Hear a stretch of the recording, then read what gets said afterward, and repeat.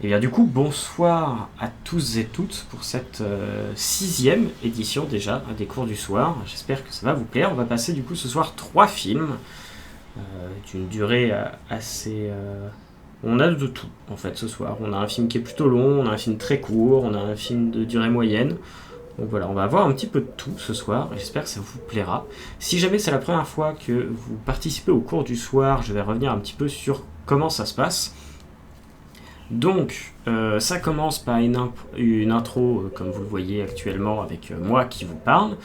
Et par la suite, je vous rassure, je serai accompagné de personnes, que vous pouvez le voir juste au-dessus, qui passeront présenter leur film. Donc, la solution pour ça est très simple. Je vais d'abord vous montrer les films. On passera sur un plein écran.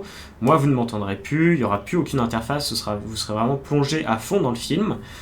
Et une fois le film terminé, je serai rejoint par le réalisateur ou la réalisatrice et on en profitera pour parler du film tous ensemble.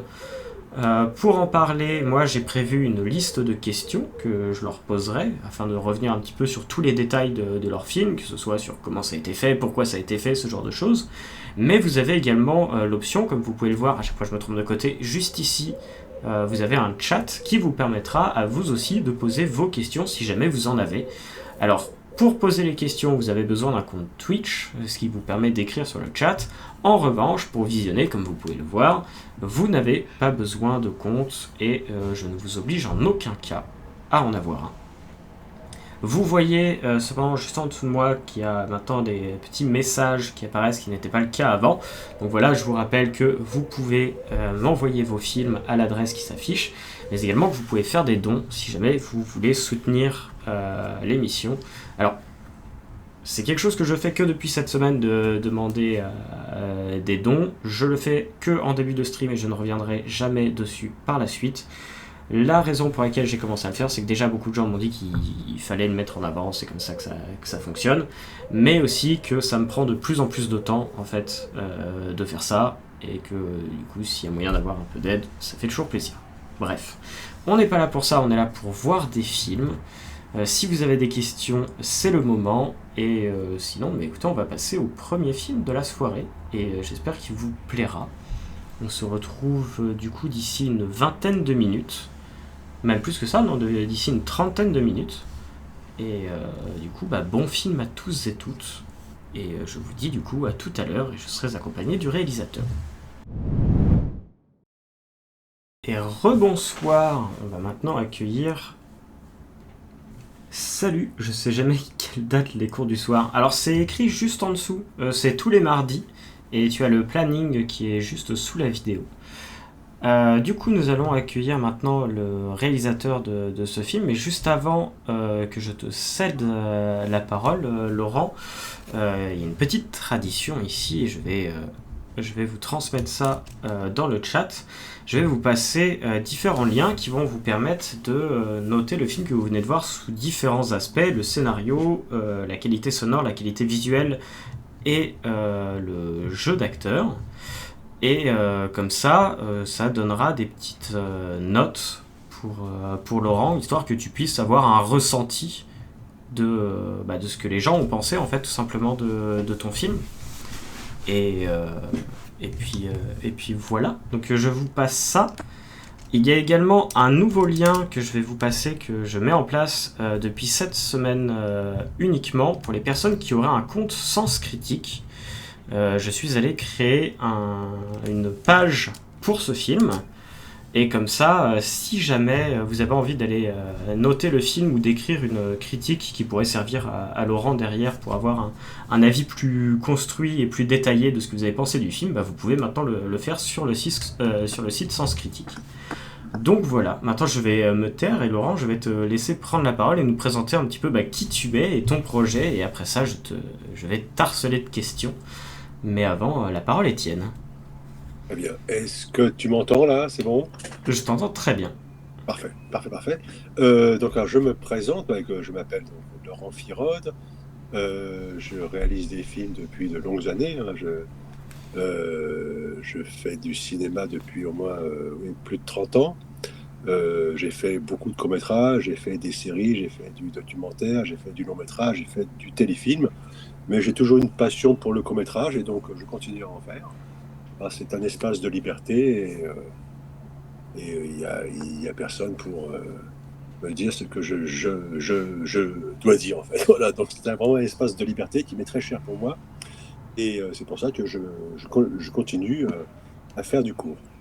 Ce projet m'est venu parce que j'avais vraiment envie de parler de cette crise sanitaire avec tous les effets collatéraux qui pouvait y avoir et j'avais aussi également envie un peu de toucher un peu au film un peu de genre, enfin un peu je dirais un peu maison hantée épouvante, mais vraiment light, hein, je voulais pas faire le truc avec des gros effets spéciaux, mais ça me plaisait de mêler les deux genres, un peu une critique sociétale avec aussi en mêlant un peu le film de genre. Donc voilà, c'était cette envie-là qui m'a poussé à faire ce film, qui est assez récent. On a fini de tourner, c'était en mai, donc le film là il est vraiment tout frais. Hein, donc je l'ai fini à peu près un mois. Donc Ok. voilà. Bah, tu dis ouais, que tu as fini de tourner en mai, et si je me rappelle bien, la date de parution sur Vimeo, c'était en mai aussi, donc j'imagine que le montage s'est fait tout de suite après, ça s'est enchaîné vraiment très rapidement. Absolument, parce que c'est vrai que j'aime bien tourner et monter tout de suite, parce que c'est encore frais dans la tête. Et ce film, je l'ai monté très vite, en fait. Je l'ai monté très vite. On a tourné ça en 3 jours. Ok. Et ensuite, je l'ai monté. Bon, c'est vrai, bon, tu as dû voir sur Générique, nous ne sommes pas très nombreux, hein, nous ne sommes que Hmm. deux. Euh, ça reste un film vraiment. Vraiment, voilà, on est une équipe, c'est moi l'image et il y a quelqu'un au son, basta. Et après, c'est moi qui m'occupe de toute la post-prod, hein, que ce soit montage, étalo, montage son et mix. Et ça m'a pris en fait une semaine. Ok. Donc, ça s'est fait très vite en fait. Hein. J'avais envie de le finir vite. Il m'a semblé facile à monter, j'ai pas eu de difficultés. Euh, il était comme ça sur le scénario. On a répété avec les comédiens auparavant. Pour pouvoir tourner aussi vite, il faut quand même que les comédiens aient bien leur texte et leur personnage en tête. Donc c'est pour ça, ça m'a permis aussi de tourner très vite. Et également, comme j'avais des rushs qui me convenaient parfaitement, donc j'ai monté très vite. Parce qu'il faut bien se dire, parfois si on monte lentement un film, c'est parce que les rushs ne sont pas à la hauteur. Donc là, comme ils étaient à la hauteur, j'ai pu me permettre d'avoir un montage très rapide. Ok. Et j'imagine que tu avais un petit peu. Parce que tu dis que tu l'as monté très vite et tu l'as sorti en mai, tu avais peut-être aussi cette pression de vouloir le sortir avant la fin du confinement pour vraiment marquer le coup pendant que c'était encore vraiment. Alors, non, bon, je vois que tu es optimiste. À la fin du confinement, je Oui, pense que ça fin risque de revenir. du troisième du Donc, moins. voilà. donc, donc voilà, non, je pense qu'on n'est pas sorti de la crise. Hein. Là, je vois que tout le monde agite ses petits bras pour faire peur à tout le monde, pour faire monter cette peur panique et folle. Donc, je pense que j'ai bien peur, hélas, que le film restera d'actualité assez longtemps. Je le crains. Donc voilà. Donc après, non, vraiment, me suis dit, j'ai pas une urgence à ce niveau-là, au niveau, je dirais que ça corresponde à un moment précis historiquement, hein, je dirais. Hmm. Non, je pense que le film aura sa pertinence et sa valeur, même en septembre, même en décembre, je le crains. Et non, je l'ai monté vite parce que j'avais envie, en fait. Hein, principalement, j'avais envie de le monter. Et c'est dans mes habitudes, c'est vrai que quand je tourne, le soir même, je commence à monter, en fait. Hein. Je suis un peu. Bon, c'est vrai que je tourne beaucoup.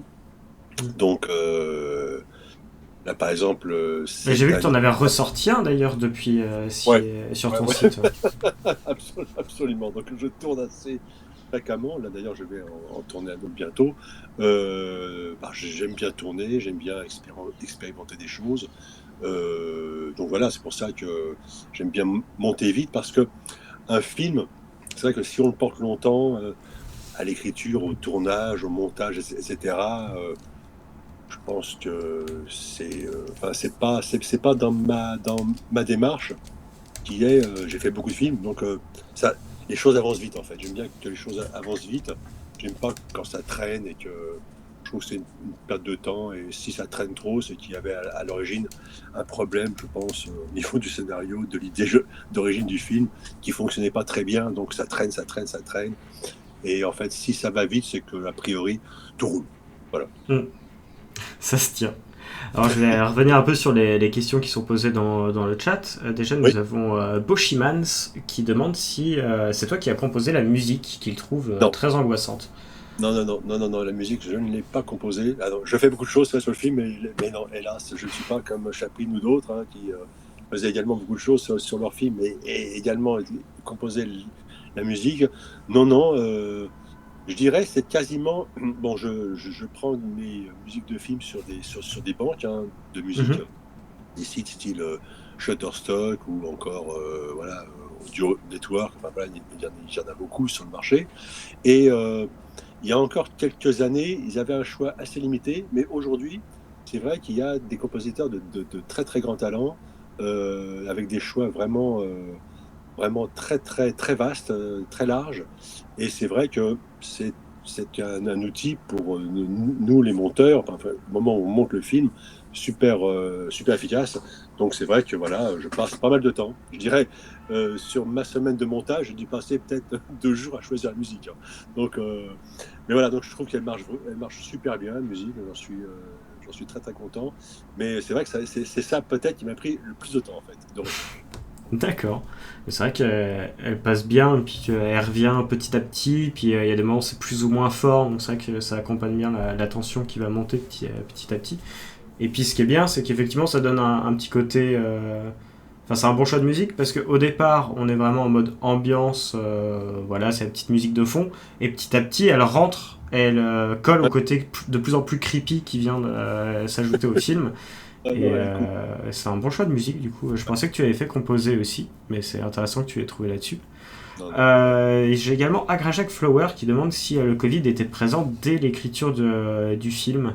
Donc tu disais que c'était basé sur le Covid de base, mais est-ce que dès le départ tu as eu cette envie de dire clairement voilà c'est Covid ou est-ce que c'est venu par la Oui, suite? non, c'est pas venu par la suite. Non, non, c'était clairement direct Covid. Déjà, j'avais fait auparavant, pendant le premier confinement, on était vraiment tous tanqués, parqués chez soi, enfermés chez soi. J'avais fait des petites vidéos où je demandais à des amis comédiens aussi je leur envoyais un texte par internet, et ils me faisaient ça en selfie. Donc j'en ai tourné peut-être une vingtaine comme ça. Et je trouvais que c'était un sujet, c'était un sujet très fort. Donc après, voilà, après, je pense que c'est encore un sujet très très fort. D'ailleurs, j'ai d'autres idées en tête pour montrer toute cette folie Covid-démence qui a bouleversé le monde, bouleversé les relations entre les individus. Donc, je pense que j'ai d'autres sujets en tête. Là, j'ai d'autres films à tourner. Peut-être que je vais les faire. Enfin, je vais voir. C'est vrai que le court-métrage, c'est cet instant de liberté pour moi. Donc, j'attends vraiment d'avoir envie de faire un film. Je m'y lance tout de suite, je le fais très vite, et après, on passe à un autre. Et c'est vrai que ça dépend énormément de mon envie au jour, je dirais, au jour J, pour amorcer le truc.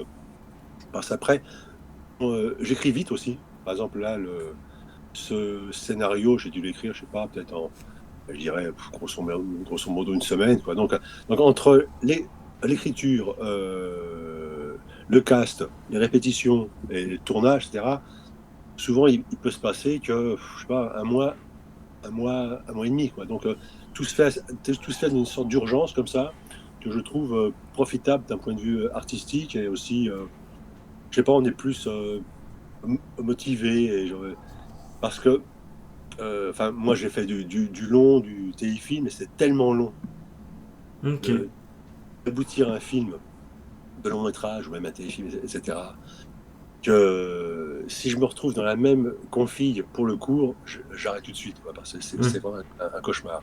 Donc au contraire, le court, je me dis, on peut se permettre. Moi, je suis équipé, j'ai du matériel, enfin, je fais tout à la maison, et j'ai besoin de pas grand monde, hein. Tu as vu sur le film, donc nous sommes que deux. Et donc voilà, donc je peux me permettre de dire, j'ai envie de faire tel film, allez hop, je le fais. Voilà. Donc ça, c'est quand même un luxe, je dirais, quelque part. Mais ce luxe, bien Ok. sûr, est permis aujourd'hui grâce aux techniques nouvelles, hein. c'est De mon sûr. temps, quand j'ai commencé, c'était pas ça. Hein. Bon. Ça Quand on marche. tourne en 5 mm ou en Super 16, C'est et sûr. Puis autrement, c'est c'est plus loin à dérocher aussi. c'est beaucoup plus loin des rochers, et ça coûte beaucoup plus cher aussi pour aller en rocher. c'est ça. Alors, je reviens là-dessus tout de suite après. Je te marque quand même une question que repose Bosch Evans qui demande si tu as tourné dans le film Les Gardiens de la Source parce que il a l'impression qu'il t'a vu dans ce film. Les Gardiens de la Source, c'est un film que j'ai fait l'année dernière, avec un collègue à moi, un ami de longue date, et on avait un film à faire en fait, c'était une commande, hein, c'était une commande, c'est un film de commande, très plaisant à faire, hein, c'était vraiment très chouette à faire, et on l'a fait avec Tsuboshi-man, on l'a fait ensemble, c'est un compagnon en fait de, D'accord. et d'écriture aussi, Ok. absolument. Très bien. Écoute, on va C'est moi. revenir sur le, on va revenir sur le vif du sujet et ton film actuel.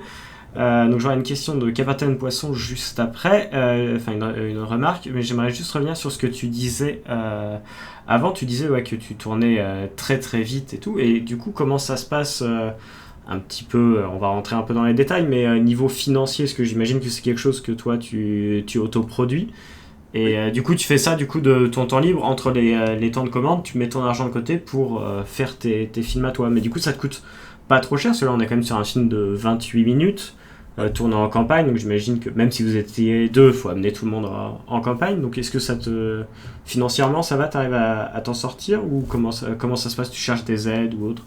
Bon, non, oh là, tu vois, non, je ne cherche aucune aide. Justement, c'est toujours dans cet esprit d'avoir cette liberté.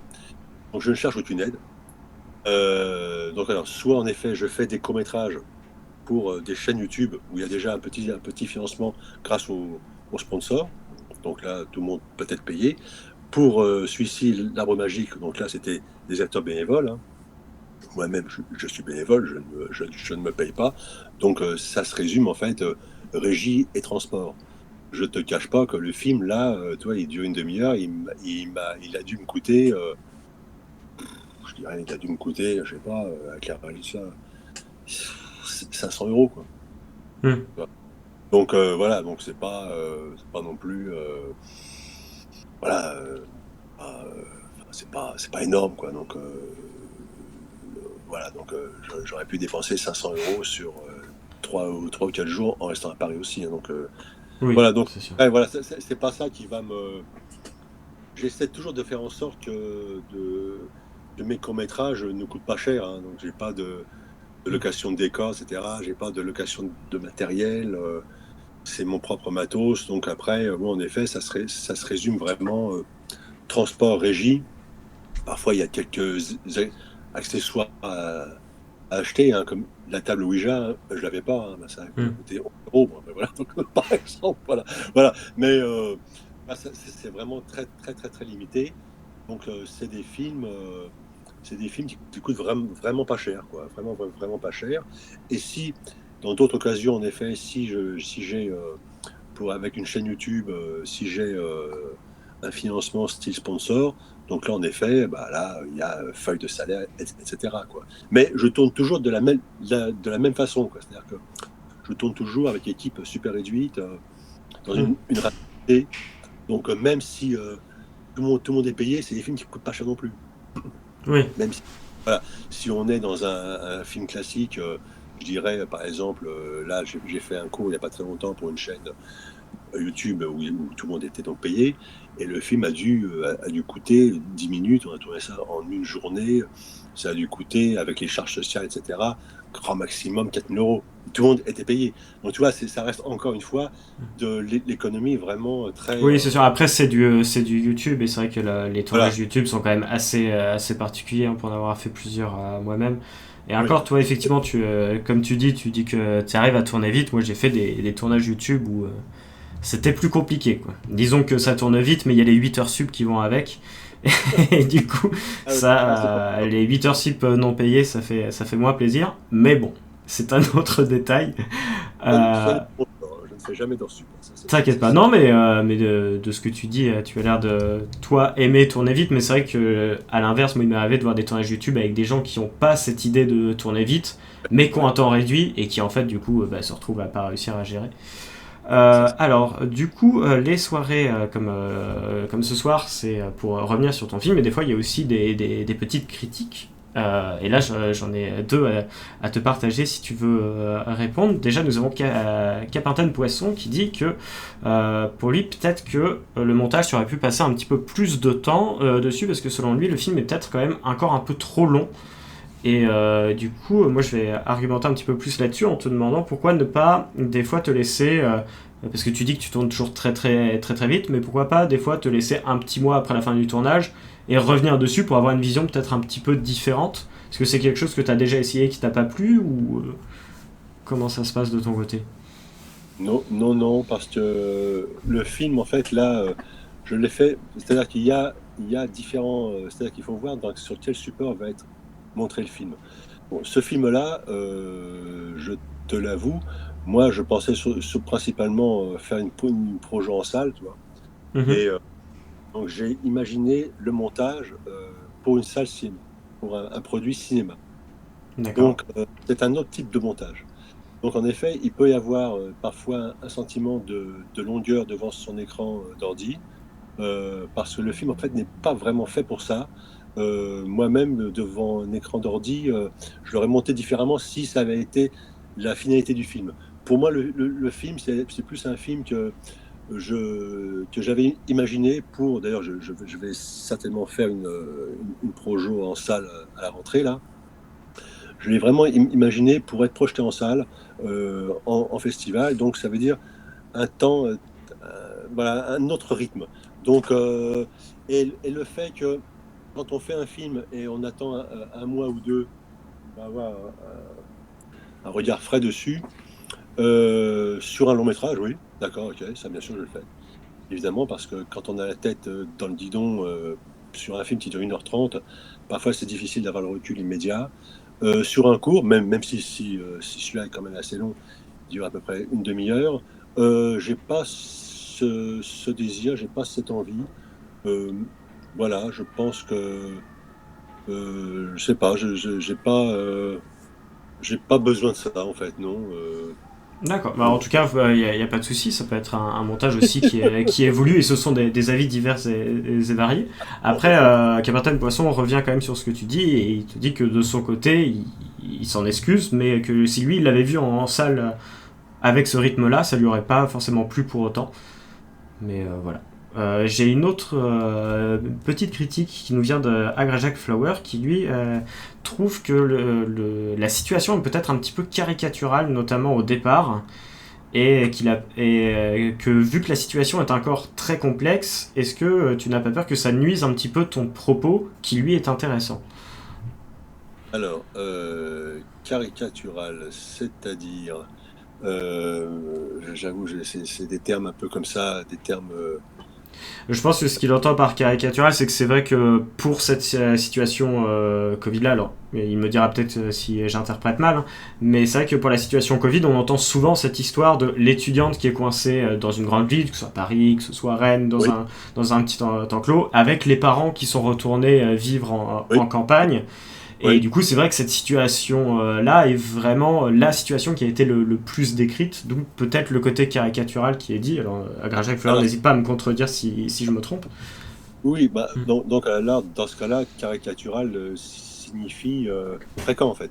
C'est ça. Donc oui, bah après, donc là, j'ai rien à dire en fait, hein. C'est-à-dire que si caricatural signifie fréquent, oui, c'est une situation qui a été fréquente. Hmm. Ah, attends, il revient là-dessus, il dit le personnage du père, notamment, qui suit à la lettre les gestes barrières. Oui, C'est vrai qu'il y a vraiment eh, le truc de. Il fait tout exactement comme ça a été dit. C'est vrai que ça oui, peut oui, peut-être faire un petit peu oui. surexagéré selon certaines Et là, personnes. sinon, Hmm. j'aimerais bien moi aussi hein, la voir, Hmm. par exemple, quand le masque n'est plus obligatoire, voir des gens encore masqués dans leur voiture seuls. Et là, ce ne sont pas des caricatures, hein, c'est bien la réalité absolue qui est là, qui nous saute aux yeux avec toute cette bêtise et toute cette folie. Donc, je pense que le film est même largement en deçà. hélas, de la réalité. Alors je vais me permettre un avis qui pour le coup est propre au mien. J'entends effectivement qu'il y a beaucoup de personnes qui sont dans ce cas-là. J'en ai vu moi-même aussi qui sont très parano, on les croise, hop ils changent limite de trottoir et tout. Mais c'est vrai que là dans ton film on a l'impression que c'est vraiment tout le monde sauf cette jeune fille, dans le sens où la boulangère est aussi à fond un petit peu là-dessus.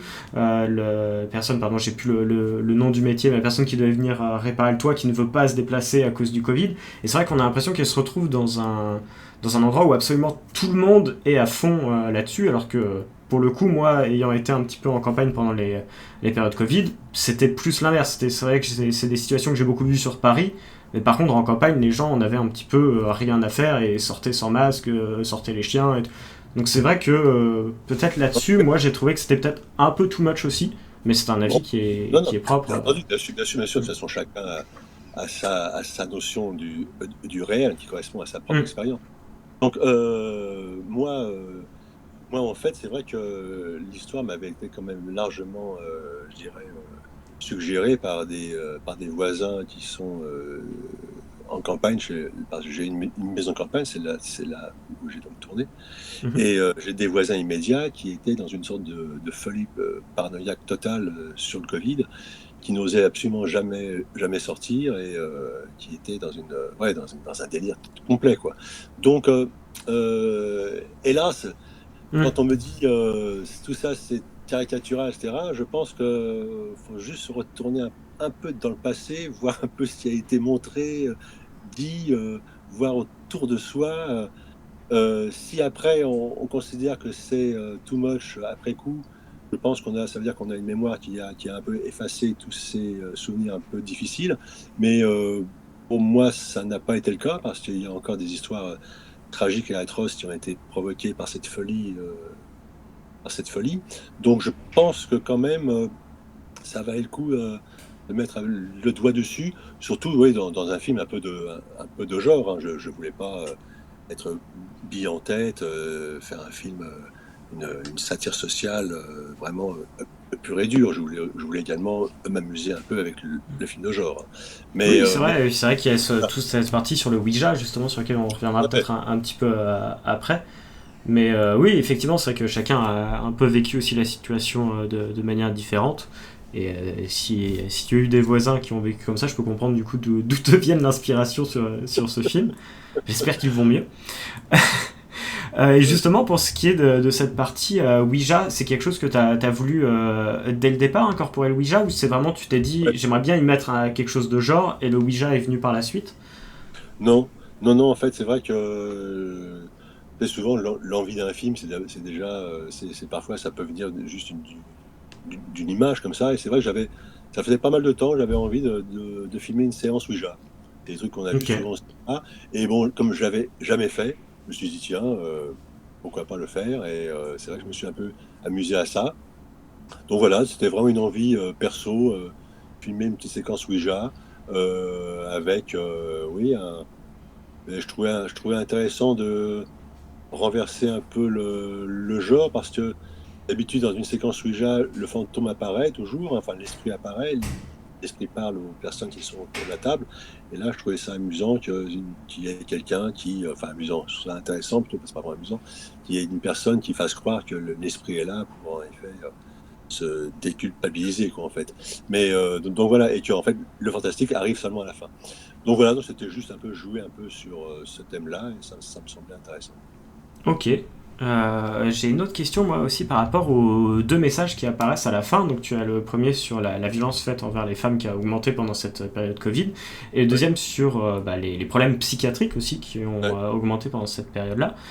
Cependant, c'est vrai que ton film se concentre quand même plus sur un problème psychiatrique, dans le sens où, alors, loin de moi l'idée de dire qu'enfermer sa femme pendant 3 semaines, ce n'est pas de la violence envers les femmes, mais je veux dire, on se retrouve quand même plus face à quelqu'un qui a un problème psychiatrique et qui voit ça comme un moyen de se défendre, une sorte de quarantaine, etc.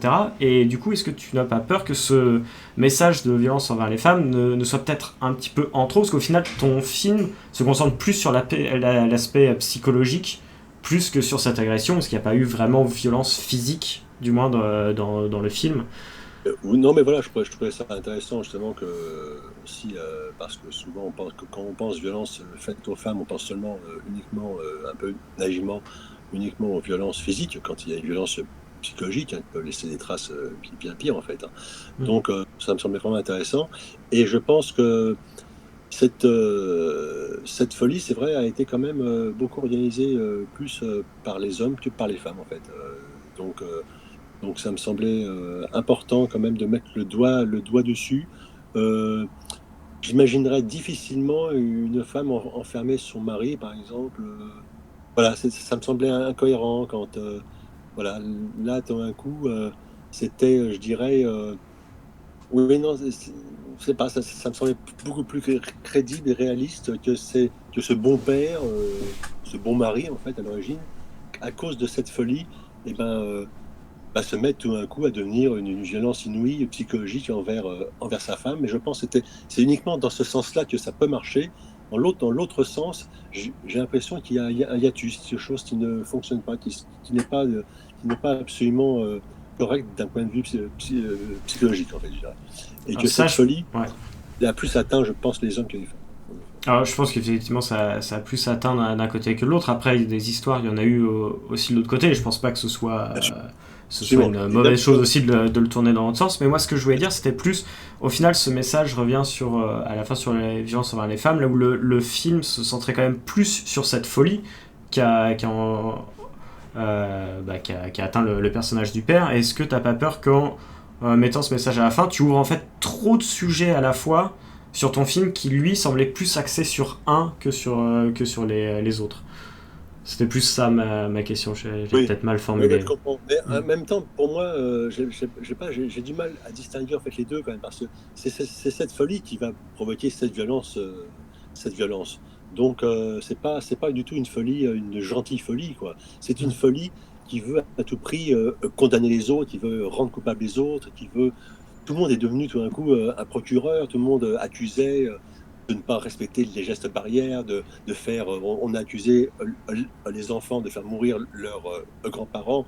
C'est-à-dire qu'on a, on s'est vraiment servi. C'est pour ça que je pense que c'était intéressant de montrer que c'était la violence faite aux femmes. En fait, c'est une violence qui est faite aux personnes qui sont plus fragiles, que ce soit les Mm. femmes ou les enfants. On a voulu accuser les enfants en disant mettez les masques à l'école, sinon vous allez faire mourir mamie.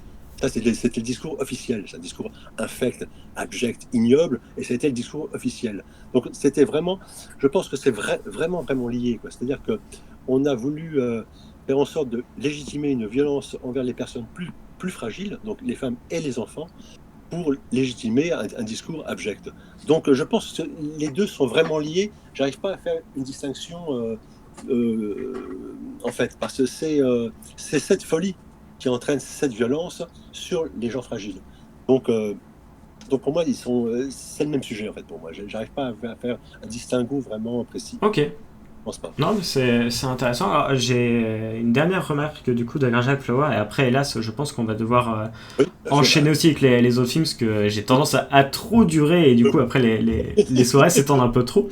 Mais j'ai Jack Flower qui revenait sur une chose potentiellement intéressante, qui disait que le fait que le personnage féminin devienne au final un petit peu l'antagoniste du film atténue peut-être, enfin minimise peut-être un petit peu ton message de fin justement des violences qui sont faites. Et est-ce que tu aurais un retour par rapport à ça? Euh, Minimise. C'est-à-dire que je voulais pas faire un film trop simpliste avec la pauvre malheureuse femme qui est victime du mari très méchant. Je voulais être quand même plus, oui, enfin un peu plus subtil, quoi. Enfin, pas faire la chose aussi bille en tête frontale. Donc moi personnellement, je trouve pas que ça dénature le message. Euh, Après, bien sûr, tu sais, en fait, quand j'ai mis les cartons à la fin, j'ai même hésité.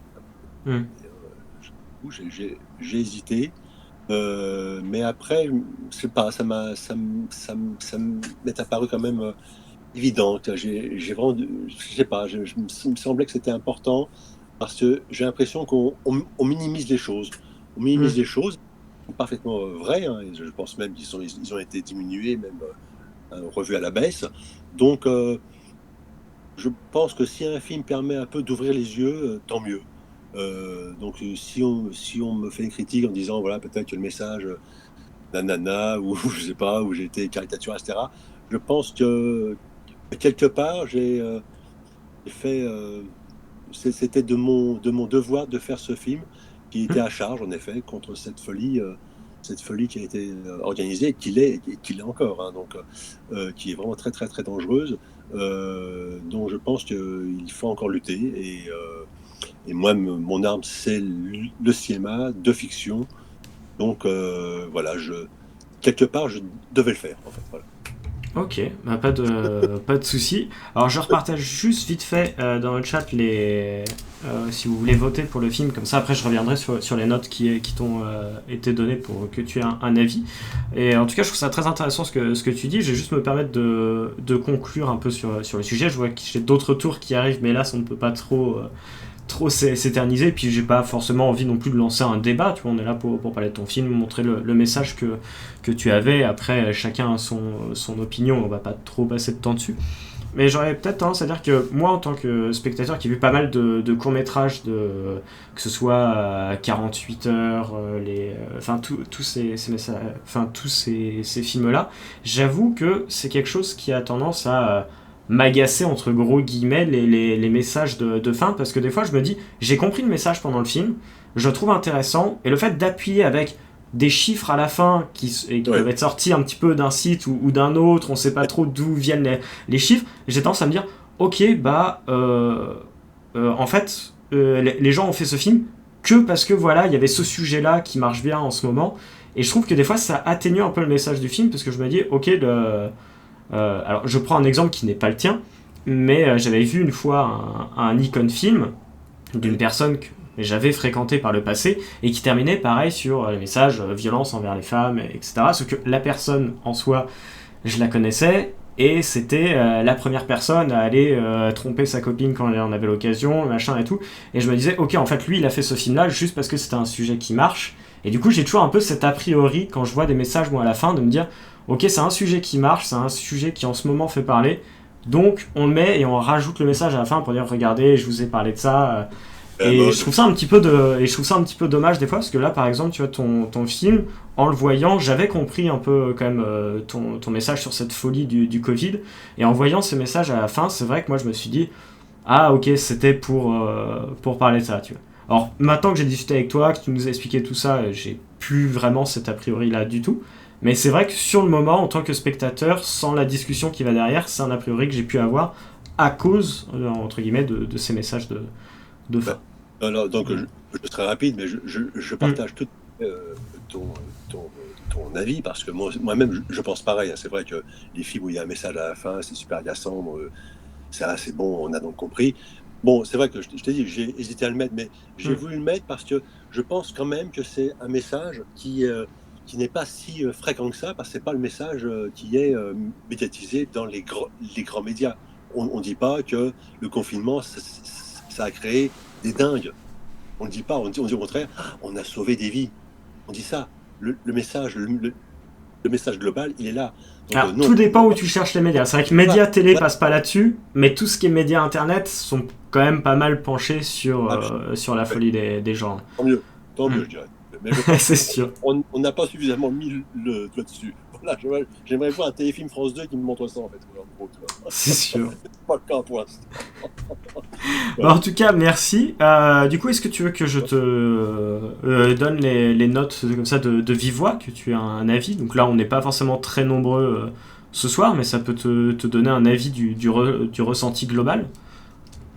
Complètement, bien sûr. Ok, alors attends, je me les charge de mon côté, histoire que j'ai tout ça sous les yeux. Alors, tout d'abord, pour ce qui est du scénario, on a un 8 majoritaire au niveau de la note, et un petit 6 aussi qui apparaît, mais on est sur du très positif. Sur la qualité sonore, on a un 7 majoritaire et un 9. Pour ce qui est du visuel, on est sur du 7 majoritaire et un 10. D'accord. Et pour le jeu d'acteur, on est sur du 7 majoritaire et du 8. Donc tu vois, malgré les retours que tu as pu avoir, les gens semblent plutôt positifs par rapport à ton film. Très Donc bien. voilà. Bah écoute, en tout cas, je te remercie d'avoir joué le jeu. Eh ben, J'en profite, je repartage aussi dans le chat le lien sur Sens Critique si jamais vous avez un compte et que vous voulez aller faire un retour plus détaillé et puis tout ça. Je me suis permis sur Sens Critique, comme j'ai vu que ton film était en libre accès sur ton site, de oui, mettre directement le lien. Comme ça, sur la page Sens Critique, les gens peuvent voir ton film aussi. Enfin, ça renvoie d'accord. directement sur Vimeo. Très bien. Et voilà. Et comme ça te permet un peu plus de visibilité, je l'espère, à terme. Et puis voilà. Bah, en tout cas, merci beaucoup pour cet entretien et merci d'avoir su répondre aussi comme ça avec autant de bonne humeur, même si tous les retours n'étaient pas forcément positifs. C'est super cool. Tant mieux, tant mieux, tant mieux. Et puis bah écoute, je te souhaite une agréable soirée et moi je vais passer du coup au second film. Ok, Et ça bah marche. écoute, bonne soirée, merci à toi. Toi aussi, ciao. Salut. Et voilà, donc un format beaucoup plus court et une ambiance très différente également. On va maintenant recevoir du coup la réalisatrice de ce court métrage. Alors, juste Laurent, si tu es toujours là, je te laisse quitter le truc film en cours que je puisse. Ouais, il faut juste quitter ce salon-là. Attendez, je reviens là-dessus juste après. Attendez. Hop. Je crois que si je fais ça. Mince, attendez. On a vrai. Petit souci de direct. Déconnexion. Voilà. C'est bon, ça. Tu peux remettre ta caméra. Je vais te laisser la parole dans 2 minutes. Je partage juste les liens si vous voulez aller, pareil que pour le film d'avant, voter pour ce film. Je rappelle également aux spectateurs fantômes, donc les spectateurs qui n'auraient pas de compte Twitch, que les liens que je partage là dans les commentaires, vous pouvez également cliquer dessus. Vous pouvez également aller noter les films que vous venez de voir. Il n'y a pas de souci. Et du coup, je vais me taire et je vais te laisser te présenter, nous parler un petit peu de ton film. La parole est tienne. Merci. Je m'appelle Chrissa, je suis comédienne à la base et ce film, l'année dernière, donc il y a 1 an, j'étais invitée par le festival Off Court du coup, je suis restée 1 semaine donc à Trouville.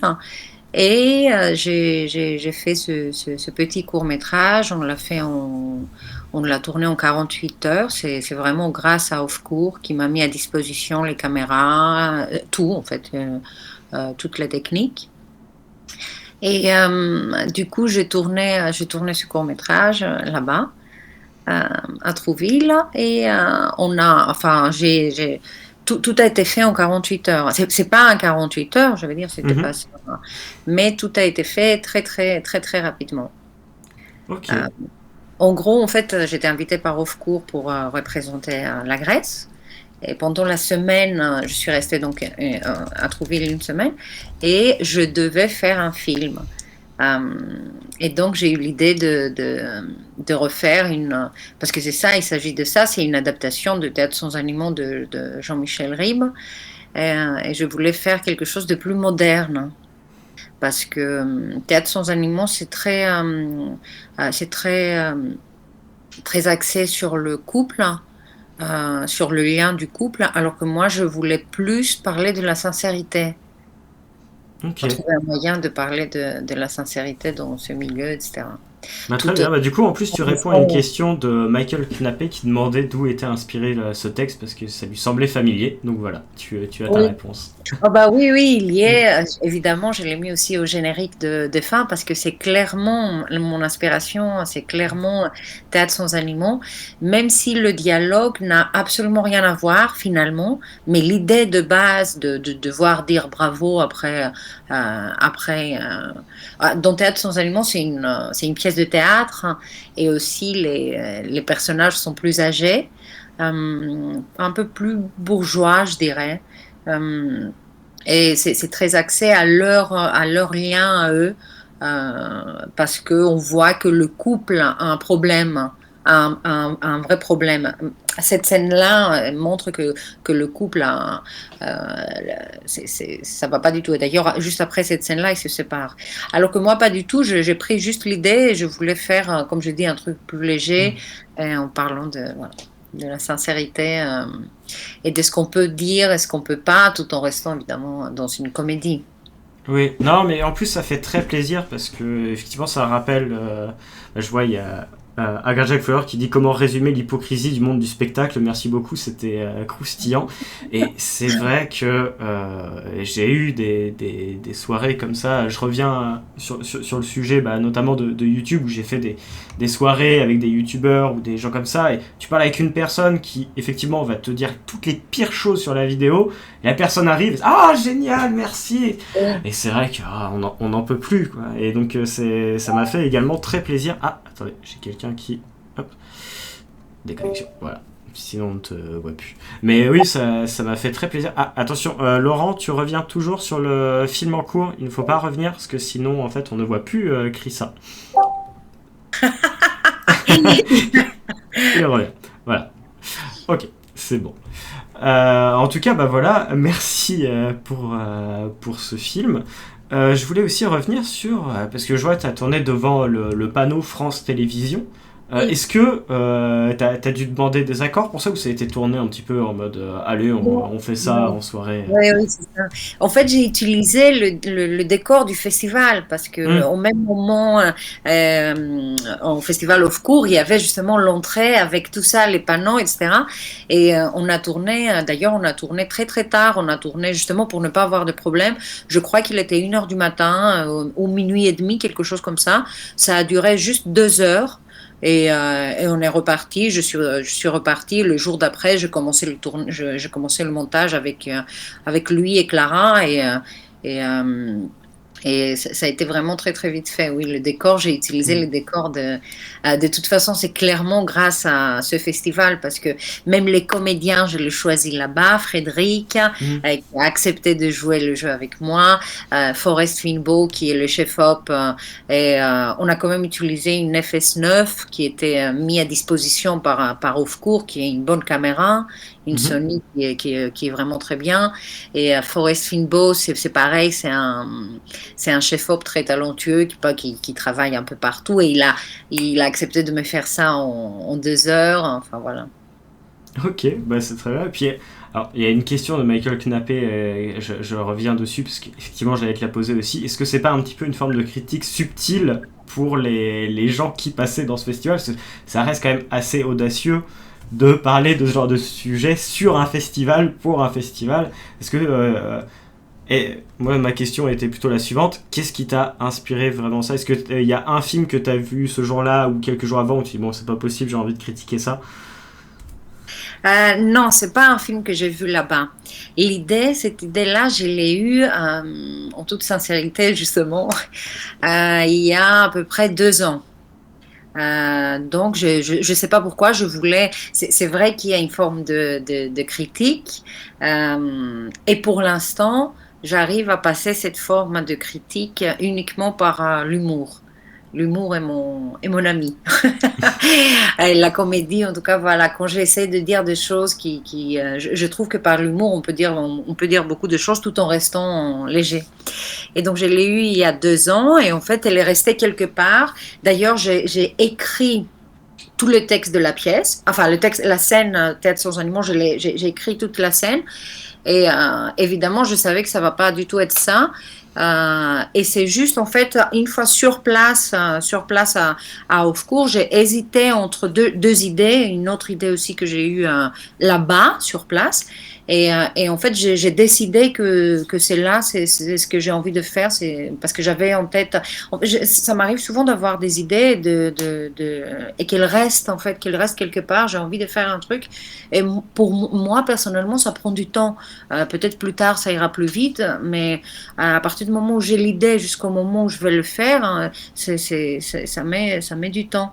Et j'ai eu l'impression que ce moment-là, c'était le bon moment, c'était quelque chose qui était assez facile à la réalisation, parce que c'est la première fois de ma vie que je réalise de la fiction. enfin un truc qui, voilà, un petit court-métrage. Et du coup, je me suis dit, c'est le bon moment de le faire, c'est maintenant. Et on a procédé d'ailleurs dans l'après-midi avant de tourner. J'avais les feuilles avec moi, ce que j'avais écrit, et ensuite avec Frédéric, on a fait des impros, et ensuite j'ai retenu tout ce que j'aimais, enfin j'ai réécrit ce que j'aimais, et je trouve que pour les courts métrages c'est une façon très intéressante à travailler. Je pense que j'aimerais retravailler de cette façon-là. C'est-à-dire avoir exactement une idée. Je savais exactement ma chute aussi, je savais le début, la fin de la chute, et partir dans une impro. En tout cas, moi j'aime beaucoup, peut-être parce qu'à la base je suis comédienne et en fait je cherche toujours la sincérité au moins au jeu, Mm. même si on ne peut pas avoir la sincérité à 100% dans la vie. Mais justement, je cherche la sincérité au jeu et c'est une façon assez intéressante à travailler. J'aimerais refaire des choses de cette façon-là, en tout cas. Bah en tout cas, de ce que je vois, ça a l'air d'avoir plus que je vois Capitaine Poisson qui nous dit félicitations pour le jeu d'acteur, c'est rare de voir quelqu'un derrière la caméra quand même savoir jouer. Et j'ai également Michael Knappé qui te dit encore une fois que c'était formidable comme court-métrage et qui te dit bravo. Et j'ajouterais même que c'est vrai que moi ce que j'ai bien aimé, c'est qu'on reste sur un sujet qui est quand même assez euh, je trouve pas d'autre terme, mais assez simpliste. C'est une conversation qui est prise sur un moment donné. Et du coup, tu n'as pas essayé de trop en faire non plus sur la réalisation. On reste sur un chant contre chant qui, des fois, va se rapprocher un petit peu du comédien avec des plans un peu plus gros parce que la phrase est plus forte. Et c'est vrai que tu es resté sur quelque chose d'assez simple, d'assez classique dans la réalisation et qui marche au final très très bien pour un tournage comme ça. Et puis avec ce dialogue en plus de fin sur le générique où qui contredit tout ce qui vient d'être dit avant, marche très très bien. Donc pour la réalisation, moi je dis bravo. Merci. Ben, j'avoue que c'est par peur aussi, hein. C'est parce que justement, en fait, pour l'instant, j'ai envie de continuer de faire des choses assez simples. Parce que je trouve que même avec une façon très simple, on peut raconter beaucoup de choses. Après, ça dépend de la lecture de chacun. Mm. Ça dépend comment chacun reçoit le film et s'il prend le message ou pas. Mais, je trouve qu'on peut, justement, par ce qu'on appelle une tranche de vie, enfin, faire de films et avoir quand même derrière quelque chose à- voilà, à signaler, enfin quelque chose Mm. à Quelque matière chose à à montrer du réflexion, doigt et quelque chose matière, à oui, raconter. matière à réflexion en fait. Ok, bah très bien. Et j'ai Agrajak Flower qui demande, avec plus de temps et plus de moyens, est-ce que tu souhaiterais adapter la totalité de la pièce en la modernisant ou est-ce que cette pièce-là, c'est bon, t'as fait ton adaptation et tu passes à côté? Non, pour toute la pièce, non. Je sais pas pourquoi j'ai bloqué sur cette conversation. Enfin, si, je sais, je pense que c'est encore une fois, c'est la sincérité. Mais Mm. cette scène-là, j'ai bloqué sur cette scène-là et, j'ai fait ce que je voulais faire avec cette pièce-là. Maintenant, j'ai d'autres idées. Euh, j'ai l'idée d'un court métrage et j'aimerais le tourner en Grèce, justement. Je suis née en Grèce et justement, c'est quelque chose qui m'est arrivé il y a un an. Et c'est une histoire d'une femme qui est avec son père. euh, et elle cherche une couturière parce que son jean est déchiré à un endroit un peu, voilà. Et toute la conversation qu'elle a avec son papa, enfin quelque chose de pareil, assez simple. Euh, Par contre, en essayant de justement prendre un peu plus de risques au niveau réalisation. Mhm. Mais pas non plus. J'aime beaucoup. Je crois que j'aime beaucoup les gros plans parce que je trouve on peut voir la personne. Enfin, Mm. pas, je vais dire pas d'une façon gratuite, mais euh, je trouve que c'est une façon une façon d'aimer les comédiens.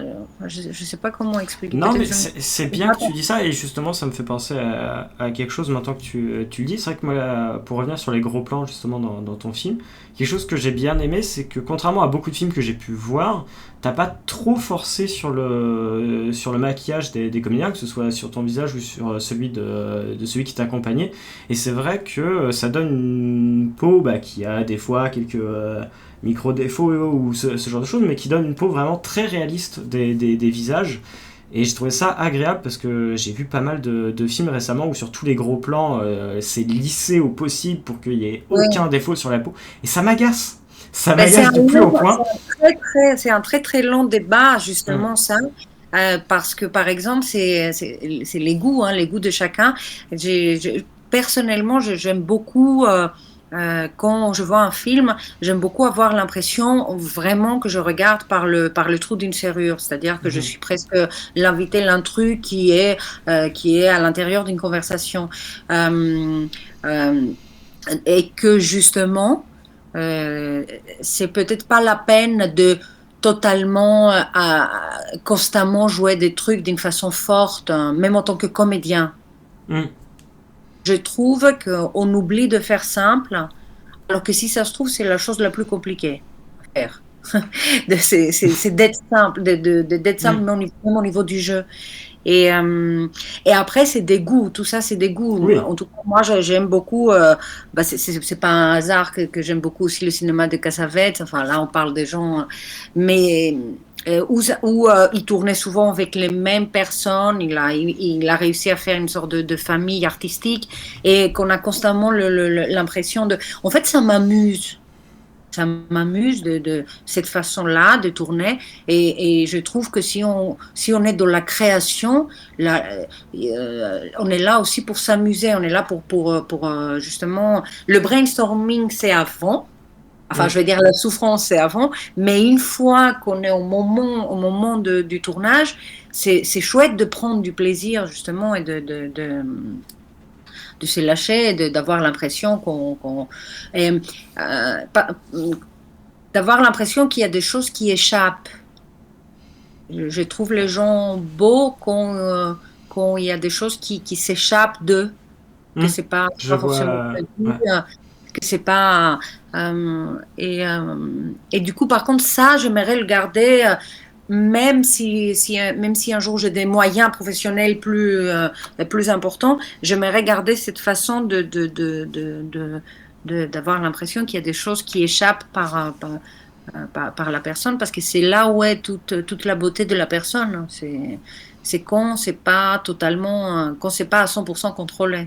Enfin, quand il y a un cadre où la personne se sent, le comédien ou la comédienne se sent en sécurité, mais qu'à l'intérieur, il y a des choses qui s'échappent.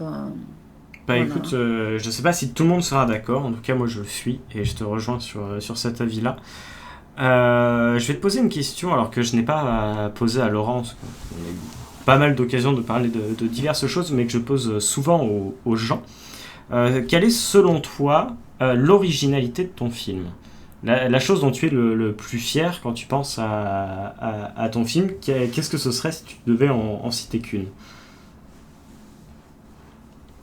J'avoue que je pense pour celui-là, qui encore une fois est mon premier, j'avoue que je dirais plutôt le jeu de Frédéric. Donc, je pense pas que j'ai fait quelque chose de que j'ai inventé quelque chose de incroyable, que ce soit au niveau de l'image ou du montage je pense que c'est plus l'écoute, c'est-à-dire donc la communication, le jeu, le lien. Je pense que c'est plutôt ça. Peut-être je suis influencée. Voilà, je raconte un peu mes pensées, mais peut-être je suis influencée parce que les critiques que j'ai eues par rapport à ce court-métrage, la chose qui revenait très souvent, c'était que le jeu était très sincère. Et du coup, si ça se trouve, moi-même, je suis influencée, donc je sors ce que les personnes me disent. Du coup, je me dis, bon, ça doit être ça. Après, pour le coup, on parle de fierté par rapport à ton film. Donc le fait que tu aies eu ces retours-là, est une forme de fierté aussi, donc il n'y a pas vraiment Oui, de question d'influence ou pas derrière. Et justement, pour rebondir sur ce jeu, j'ai Michael Knappé qui pose cette question dans le chat, qui demande voudrais-tu réaliser avec d'autres acteurs et ne pas forcément faire face à la caméra et travailler seulement sur diriger des acteurs pour tes futurs films? Ou est-ce que pour l'instant, notamment pour le film que tu veux faire en Grèce, tu veux encore jouer dedans c'est lui en Grèce, je vais jouer dedans, oui. hmm. Après, euh, oui, ça m'intéresse de faire aussi des films, ça m'intéresse de faire, d'être uniquement derrière la caméra, mais pour l'instant, pas tant que ça en fait. Je veux Hmm. vraiment, parce qu'en fait j'ai des choses à raconter moi-même et j'ai l'impression Que tu de n'arriverais vraiment pas forcément à expliquer à une personne raconter. comment le faire. Oui, oui, Hmm. c'est ça. J'ai pas forcément, en tout cas pour l'instant, mais et aussi c'est parce que c'est une façon aussi de se, encore une fois, il faut rester sincère. C'est une façon de se mettre en lumière, Mhm. voilà, parce qu'on fait un métier où c'est pas tous les jours facile, évidemment. On est heureux quand on tourne, quand on a des jours de tournage dans des grandes productions. Je veux dire, on est heureux et le reste du temps, il y a beaucoup d'attentes. Et justement, j'ai voulu transformer cette attente en création. Parce que depuis que j'ai transformé cette attente en création, je me sens moins plus heureuse. Mhm. Donc égoïstement, je me dis, en tout cas, je vois une différence par rapport à il y a quelques années où j'étais chez moi et j'attendais que ça se passe, j'attendais qu'on m'appelle. En tout Ouais. cas, donc je me sens moins plus heureuse en création. Donc c'est pour ça que j'ai envie de continuer de le faire, mais en toute sincérité, c'est aussi une façon euh, ben, de se mettre en lumière, voilà. Ok, écoute, il n'y a pas de souci. Puis justement, dans le chat, on te remercie de ta sincérité, d'avouer que c'est aussi un besoin personnel d'avoir envie de se mettre en avant. C'est vrai que c'est toujours sympa d'avoir un peu de sincérité dans les réponses. Et pour l'instant, c'est ça que j'aime bien avec cette émission, c'est que pour l'instant, on a reçu que des gens qui étaient assez sincères dans leurs réponses. Pour le coup, j'ai une autre question qui va faire écho à celle que je viens de te poser, mais à l'inverse. Oui. Si pour toi il y avait un défaut à ton film, lequel ce serait? Et si tu pouvais changer quelque chose, ce serait quoi? Alors, il n'y en a pas un, il y a des dizaines. Je veux dire, il est blindé de défauts, ça c'est évident. Donc, justement, il y a plein de gens qui m'ont aidé par la suite, comme Clara, qui est revenue, c'est ma monteuse, qui a fait le montage avec moi plusieurs fois, parce qu'il y avait plein de choses que j'aimais pas. Et avant tout, c'est un travail d'équipe, c'est des gens qui te donnent de leur temps. Euh, juste parce qu'ils aiment bien ce que tu fais, en fait, finalement. Mm. Donc, il y a beaucoup de problèmes techniques, je dirais. S'il y avait quelque chose à faire, évidemment, c'est le découpage. C'est-à-dire qu'au deuxième, je vais faire un découpage, un- voilà, c'est ça. Tout Ok. en restant, comme j'ai dit, tout en restant, même si c'est une simple conversation, parce que comme je dis, j'ai envie de continuer à faire des choses simples. Euh, je pense que c'est le découpage le plus. Ouais. Ok, écoute, très bien. Je regarde si moi de mon côté j'ai d'autres questions. Euh, Au niveau budget du film, j'imagine que ça. T'as dû. Tu disais, oui, on t'a prêté la caméra et. Enfin, c'est En off fait, court, hein. ouais, Vraiment off court. tout On off m'a court, tout, t'as tout passé. tout Ouais. donné, oui, tout passé, tout donné. Et en plus, c'est du matos, c'est matériel, c'est vraiment bien. C'est Hmm. pas. Oui, non, Donc, FS9, c'est vraiment très très bien. oui, oui, voilà, FS9. Donc, tout a été. Ouais, c'est vraiment grâce à eux. D'ailleurs, je remercie Samuel, Virginie et Thomas. Enfin, sans eux. C'est une façon de laisser, en tout cas, de laisser la création s'exprimer d'une façon totalement libre, parce que tu peux faire ce que tu veux, enfin, tout ce qui te passe par la tête, enfin, il te donne le moyen de le faire, en tout cas à Trouville, sans autorisation, voilà, dans le cadre du festival. Donc, euh, du coup, c'est vraiment comme ça. Ok. Surtout que ça m'a donné goût. J'aurais pu le faire et dire, bon, j'aime pas trop, et puis Hmm. c'est mieux, je préfère jouer, et puis c'est tout. Mais en fait, c'est comme si ça m'a ouvert une porte, et je me suis dit, mais il y a tellement de choses à faire, il y a tellement d'histoires à raconter. Euh, Bah écoute, j'ai hâte de bon, voir le prochain dans ce cas. Ça peut être, surtout avec des paysages grecs et tout, ça peut être très sympa. J'ai Arjak Flower qui revient également sur ce que tu disais et qui dit votre point de vue sur le travail des acteurs et la manière de filmer est très intéressant. Auriez-vous des exemples d'œuvres qui répondent à ce que vous appréciez? Est-ce que tu as des films qui justement montrent un peu tout ce que tu aimes au niveau des visages, ce genre de Justement, choses? c'est pour ça que j'ai parlé, c'est pour ça que je parlais de Cassavetes, parce que voilà, parce qu'il a cette façon. J'aime bien, en tout cas, j'aime beaucoup quand ça. Après, je suis une femme, ça joue, j'ai une sensibilité peut-être différente de. En tout cas, j'aime beaucoup ces films où tu as l'impression de voir par le trou de la serrure, hein. Mhm. Ia Mai Wen aussi, je trouve qu'elle fait. J'aime bien aussi cette. Je crois qu'elle fait aussi des impros. Enfin, si je me trompe, j'espère que je dis pas, hein, mais je crois que c'est comme ça qu'elle procède.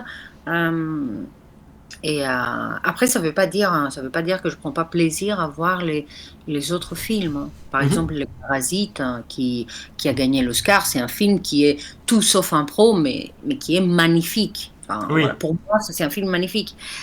C'est juste que moi, en fait, j'aime bien aller très loin, pas avec ce film, hein, ce film-là traite juste la sincérité, mais aller loin dans la profondeur. Et je trouve que pour le faire, il faut laisser échapper quelque chose qui n'était pas.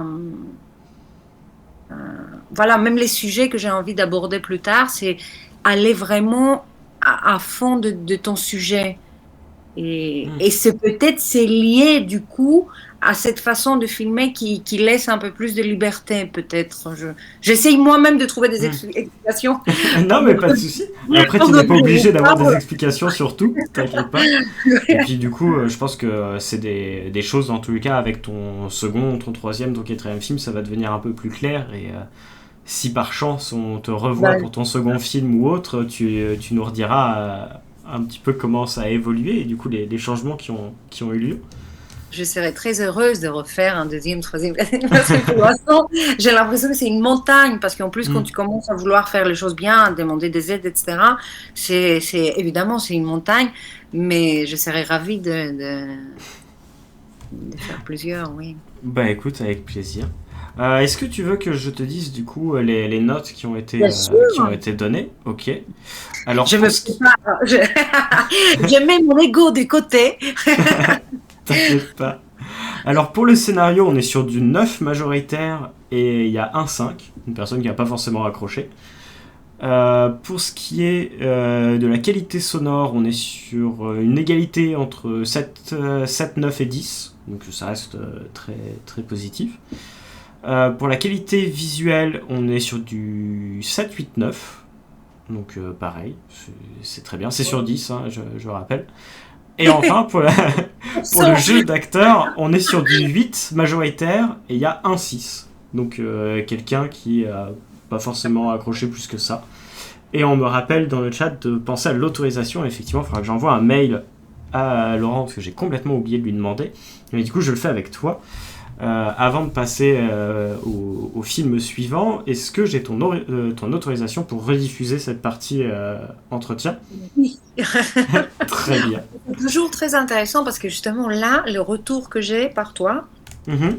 les gens qui nous regardent sont différents. Enfin, alors que sur d'autres, c'est différent en fait. Par exemple, là, ils Bah, ont plus aimé le scénario, hmm. c'est très Bah, personnel. c'est ce que j'aimerais apporter avec ces soirées-là. Donc pour l'instant, il n'y a pas encore beaucoup de public et je me bats tant bien que mal pour essayer d'attirer des gens.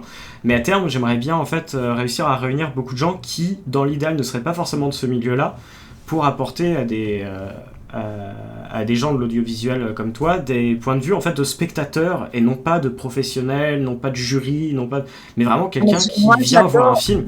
Et c'est ça que j'aimerais apporter en fait avec ces soirées-là. On n'y est pas encore, mais j'espère que ça viendra avec le temps. J'adore ça, c'est exactement ce que je trouve que c'est le plus... Parce qu'en fait, finalement, quand on fait un film, c'est vraiment pour le public. Mm. Que les professionnels, il y a parfois... Enfin, je ne vais pas recommencer à parler de sincérité, mais il y a énormément de choses qui rentrent en jeu dans les Oui, critiques de professionnels. Là, il nous faut une semaine pour en parler. Je suis en totale acceptation, c'est comme ça. Hein. Mais moi, personnellement, en tout cas, je suis intéressée par l'avis du public. Je sais que c'est ce que je veux, c'est de savoir ce que la personne qui regarde le film, très qui bien. n'est pas du milieu, s'il s'est amusé. Enfin, en tout cas, voilà. C'est Ben cool. écoute, j'espère que ça viendra avec le temps. Je repartage également dans le chat le lien pour la page Sens Critique. Donc pareil, comme pour Laurent, je t'ai fait une page pour ton film sur Sens Critique. Donc là, du coup, sans le lien du film, parce qu'il est en non répertorié, il fait encore des festivals, donc il n'y a pas le lien du film. Mais ça te permettra potentiellement, si les gens veulent aller écrire une critique, d'avoir un avis plus détaillé de ce qu'on pense. Avec plaisir, Et avec plaisir. puis voilà. Et je vois Michael Knappé qui dit eh bien, il faut revenir ici avec un nouveau film euh, et, puis partager, y participer comme vous le pouvez. Bah, écoute, très bien. Avec plaisir. Bah écoute, merci à toi d'avoir joué le jeu. Et puis j'espère à bientôt. Et puis voilà. Merci à toi. Merci Axel, et Pas de merci rien. pour les gens qui regardent. Pareil, merci. Bonne soirée. Au revoir. Bye. Au revoir. Et rebonsoir, on va maintenant accueillir notre dernier participant à cette soirée. Donc comme d'habitude, je vais vous partager les liens qu'il vous faut pour aller voter noter ce film. En tout cas, je vois que les premiers retours sont très très bien. Nous avons Adrien Fier qui nous dit excellent. Nous avons Greg Flower qui nous dit pardon, ça bouge. Monsieur, je vous tire mon chapeau et j'ai dû aller en mettre un pour m'exécuter. Donc très bien. Et Clem qui nous dit qu'elle était en état de stress durant pendant tout le visionnage, mais du stress positif. Elle se mettait vraiment à la place du rat avec cette prise de vue. Donc écoute, de mon côté je vais me taire et Victor, je vais te laisser te présenter et nous parler un petit peu de ton film. La parole est tienne.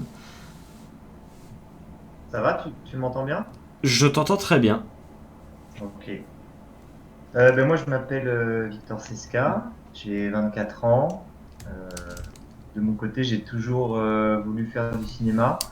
Oula, je vois plein de questions là. Ouais, j'en vois pas mal aussi, t'inquiète pas, je reviendrai dessus après, ne t'inquiète pas. Ok. Oui, je suis né dans une famille de cinéphiles. Mes parents étaient très cinéphiles, donc dès tout petit, j'ai bouffé du film, comme on dit. Et j'ai toujours voulu faire ce métier-là, essayer de devenir réalisateur de cinéma en fiction.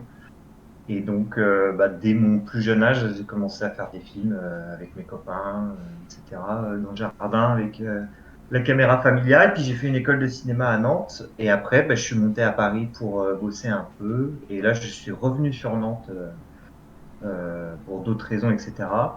Mais je continue toujours d'essayer de développer un cinéma de moi plus de genre. Vous avez dû le voir, hein. Je suis très curieux en termes de cinéma, je vais tout voir, je peux tout aimer tant que c'est bien fait. Mais moi, dans ma cinéphilie et le cinéma que je veux faire, je m'apparente plus au cinéma de genre. Et j'ai vraiment été cultivé au cinéma d'exploitation, en fait, qui est moi le cinéma qui me plaît. Donc surtout évidemment dans la culture américaine, donc que ce soit des Peter Jackson, des James Cameron, des Joe Dante ou des réalisateurs comme ça qui ont fait du cinéma d'exploitation, du cinéma qui est toujours tourné vers le public. Je ne suis incapable d'écrire du cinéma d'auteur français tel qu'il existe maintenant, c'est pas du tout ma came. Je suis beaucoup plus voilà, là je vois Evil Dead, Sam Raimi évidemment aussi, hein, c'est un réalisateur que j'aime beaucoup. Et donc voilà, Invisible, c'est mon deuxième court-métrage que j'ai fait il y a 2 ans, hein, c'est un film qui date. Ok. mais qui a mis énormément de temps à se faire. C'est un film très très très compliqué. Voilà, donc j'expliquerai, j'ai vu qu'il y a des questions sur comment on a fait. Et donc l'idée de Nuisible, d'où ça vient, ben, disons que moi en tant que cinéaste, en tant qu'auteur, j'essaye de développer des thématiques qui me sont chères et dont la thématique de l'obsession et du duel et du pétage de plomb. Il y a ces trois. J'ai fait plusieurs cours et à chaque fois, je ne sais pas, hein, je ne sais pas d'où ça me vient, mais à chaque fois, je peux pas m'empêcher d'avoir ce côté obsessionnel, d'avoir souvent un duel entre deux personnages. Bon là, c'est entre un rat et un être humain, ou alors entre deux êtres humains, et d'avoir aussi ce côté pétage de plomb, ce côté folie. Je ne sais pas encore d'où ça me vient. J'ai sans doute vu Shining beaucoup trop jeune, peut-être. Et puis voilà, donc Nuisible, en fait, l'idée était très simple. Hein, c'est un mec qui n'arrive pas à vendre un appart parce qu'il y a un rat qui est caché dedans. Voilà, et le côté obsessionnel, c'est que le personnage va devenir complètement fou à essayer de traquer ce rat. Et ce que je disais, moi, à l'équipe et aux acteurs, en fait, si vous voulez, le film, c'est Stéphane Plaza qui devient Gollum. Voilà, comment on fait le truc pour que ce soit simple pour tout le monde. Et alors autre chose aussi par rapport à, moi, je veux vraiment devenir réalisateur. J'ai beaucoup plus de mal en tant que, je suis pas du tout scénariste, en fait. Mhm. Malheureusement, bah, on vit en France où 99% des auteurs sont réalisateurs. Donc là aussi, c'est pareil. Moi, j'ai un peu de mal à trouver ma place là-dedans parce que de par mon fonctionnement, en fait, je fonctionne vraiment en termes d'images et j'ai vraiment des images qui me viennent d'abord en tête et je suis capable d'écrire une séquence entière parce que j'ai kiffé une case de BD ou un passage de jeu vidéo ou quelque chose que j'ai vu et je me dis mais ça rendrait un truc dingue en termes de réal. Et après, par contre, j'ai du mal en termes littéraires à vraiment écrire de manière littéraire des scénarios, etc. Et moi, c'est vraiment la réalisation qui me botte de ouf. Donc c'est pour ça, Nuisible, l'idée est assez simple en fait. Et c'est vraiment en réalisation, je me suis dit comment rendre ça intéressant, comment faire quelque chose de différent de ce qui existe. Et donc, comme disait Laurent tout à l'heure, le court-métrage, c'est vraiment un lieu d'expérimentation, quoi. C'est un lieu où il faut tenter des choses. Donc je me suis dit, bah, on va raconter cette histoire du point de vue de l'objet qui rend fou le personnage, en fait, donc du point de Mhm. vue du rat. Et on va le faire intégralement en vue subjective, on va pas tricher. Et qui dit vue subjective d'un rat, évidemment qu'on s'est dit, on va jouer le truc à fond, c'est-à-dire qu'un rat, ça reste pas au milieu d'un couloir. Un rat, ça passe sous des meubles, un rat, ça passe dans des tuyaux, enfin, un rat, ça vit dans les murs et en dehors des murs.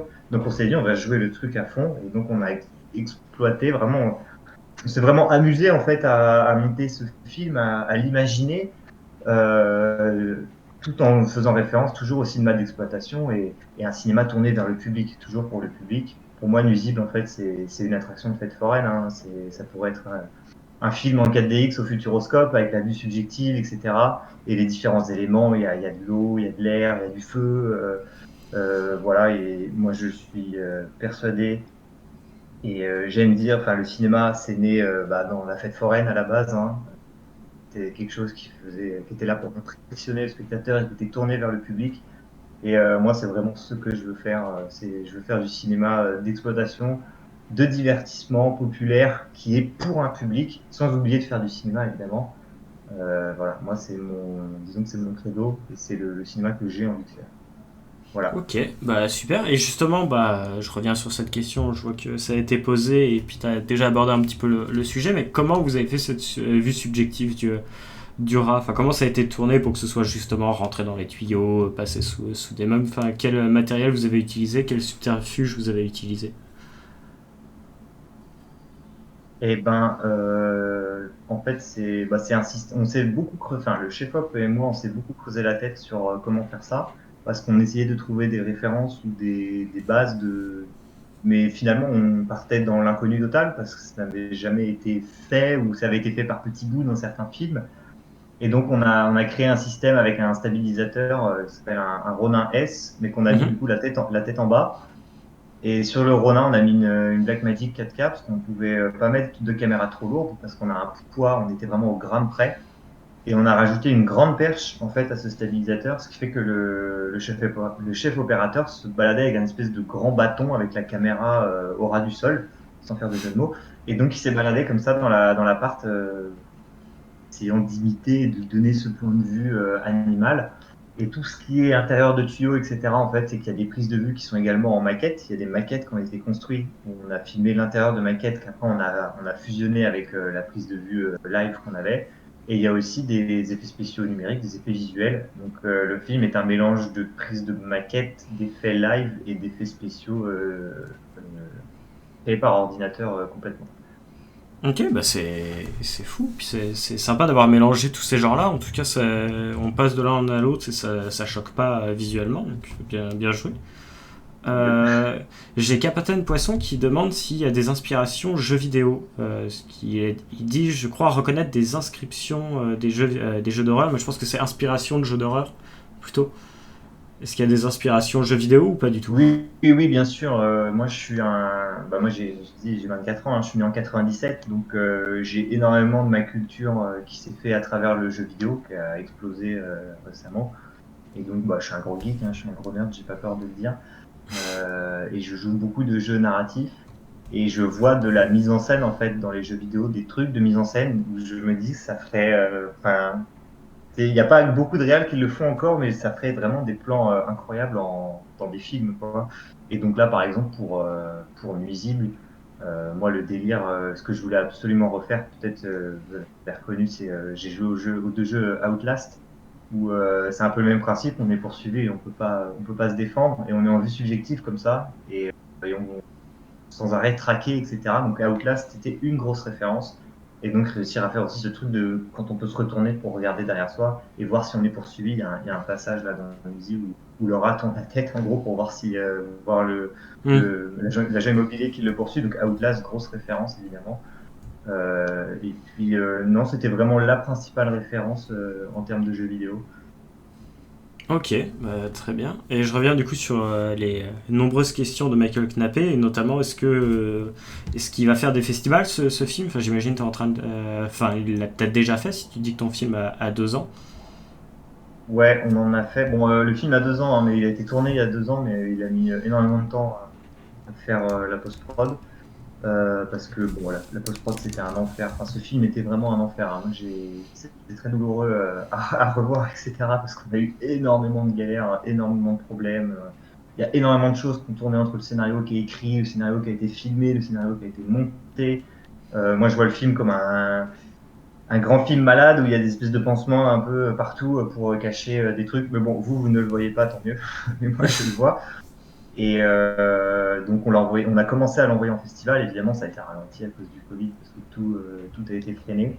Mais on commence à faire pas mal de festivals là, surtout à l'étranger. Hein. En France, ça ne m'étonne pas vu que c'est pas du Bah, tout le film de genre, j'ai l'impression qu'en France, ils s'en foutent un peu pour ce qui est des festivals, du moins. Bah, si c'est un film de genre, c'est déguisé en film d'auteur français, ça fonctionne. Mais si c'est du genre d'exploitation comme ça, je mets les guillemets hein, à l'américaine, forcément, c'est dur de faire des festivals en France. Mais par contre, aux États-Unis, en Espagne, il n'y a pas de souci. Même en Italie, on a du public, on a des festivals, on a eu plusieurs projections. Ok, bah, très bien. Et une autre question de Michael Knappé toujours, et que je comptais te poser dans tous les cas, c'est est-ce que tu peux revenir un peu sur les décors de ton film? Parce qu'il y a quand même, j'imagine, il y a eu un gros travail avec un décorateur, ou même juste entre vous, parce que d'une scène à l'autre, on est dans le même lieu, mais avec un décor qui évolue. Et j'imagine que ça a pris pas mal de temps, d'énergie, et même possiblement d'argent. Eh ben, l'avantage, c'est qu'en fait, cet appartement-là, c'est une espèce de grand appartement très bizarre, on l'a à peine touché. C'est l'appartement de la grand-mère d'un ami à moi. La grand-mère est à l'EHPAD et moi, il m'a montré l'appart. Et l'appart est vraiment comme ça, naturellement, dans son jus années 70. Et moi, j'ai vu cet appart, j'ai dit, il y a un film de dingue à faire là-dedans. Enfin, il y avait 100 films à faire tellement le décor est intéressant. Donc on n'a pas eu à retravailler, après évidemment on a aménagé les choses, etc. Dans le décor. Donc le décor était vraiment du pain béni pour nous. Et la direction que j'ai donnée à l'équipe déco, en fait, c'est que au début du film, donc, il essaye de vendre l'appart, donc l'appartement est clean, il faut qu'il soit propre. Et plus on avance dans le film, donc plus l'état mental du personnage se dégrade, il faut que l'appart en fait ce soit pareil, que ce soit une projection de sa folie qui monte, et donc de foutre de plus en plus le bordel, les trucs renversés. Lui il commence à squatter dedans, donc c'était l'intention première dans la décoration. Ok, très bien. Et j'ai une question de Agrajak Flower qui dit que, étant dans le milieu semi-pro là, pour ton film, comment est-ce que tu as réussi à créer un décor, une maquette FX réelle à ce point-là? Parce qu'il trouve que le résultat est assez fou, et c'est vrai que j'imagine que tu n'avais pas forcément des 1000 et des 100 pour faire ton film, donc comment vous en êtes sorti? Non, bah oui, c'était un budget ultra réduit, hein, totalement autoproduit, donc bah c'est de la débrouille.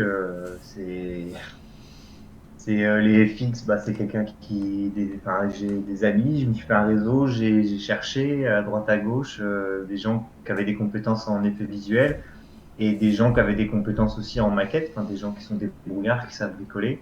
Et puis après, bah, c'est la débrouille. C'est comme un peu.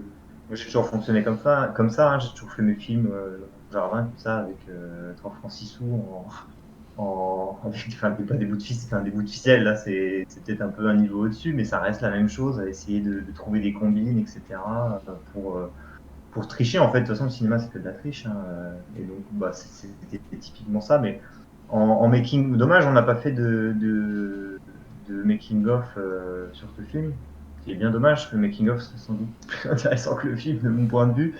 Mais c'était vraiment, oui, quand je dis de la débrouille, c'était avec des bouts de planche, des parpaings et tout, créer de la maquette. Et puis après, avec le bon objectif ou la bonne caméra, réussir à faire les plans maquettes. Mais c'est vraiment un amour du cinéma d'exploitation traditionnel qui mélange ces différentes techniques, en fait, qu'on peut voir dans plein de films américains des années 80-90. Ok, bah en tout cas je te rassure que effectivement un making-of aurait été sympa, mais ça demandait une personne en plus, mais toi tu l'as peut-être trop vu et ton film à force, mais de notre côté je pense pas que ton film est inintéressant, parce que tu disais qu'il aurait été plus intéressant que ton film, et ton film est déjà très bien comme ça.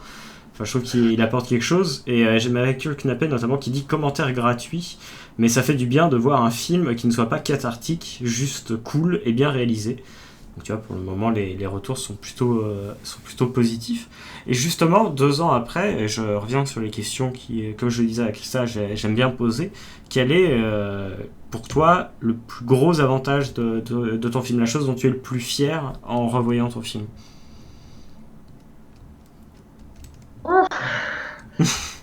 Elle est pas facile, celle-ci, mais... Je dirais, en fait, le parti pris qui a été assumé du début à la fin. Au moins, on s'est dit, bon, forcément, ça brille pas peut-être au niveau du scénario, etc. Il y a des faiblesses partout, mais au moins, le parti pris est là. Le film est en vue subjective du début à la fin. Et pour avoir fait une veille énorme sur ce qui avait déjà été fait comme ça, en fait, je n'ai pas vu de films qui sont comme ça, en fait, où tout le film est un point de vue d'un animal. Hein. Je parle parce qu'il y a Hardcore Henry, je sais, qui avait été fait avec uniquement subjectif, mais c'était d'un être humain. D'un humain, ouais. Mais voilà, le parti pris avoir tenu ce concept en fait jusqu'au bout et d'avoir assumé, d'avoir essayé d'en faire un film qui ressemble à quelque chose ou non, ça je laisse tout public juger. Mais voilà, moi je dirais que c'est là que la chose où au moins je suis content, quoi, et qui marche, j'espère. Bah ouais, ça marche plutôt bien. Et d'ailleurs, j'ai vu au générique, c'est Victor et Pierre Seska, donc c'est un film que tu as réalisé avec ton frère, c'est ça? Ouais, alors mon grand frère est sur le film, mais il est plus sur la partie, lui, vraiment du scénario, de la base, Ok, parce que lui, il est dans le monde de la bande dessinée, et d'accord.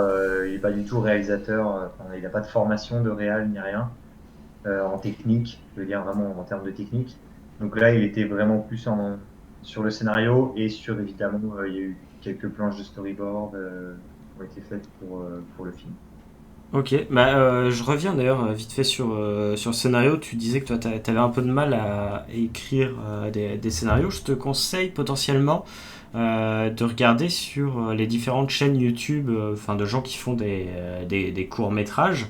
Bien souvent, c'est pas forcément eux qui écrivent leurs scénarios.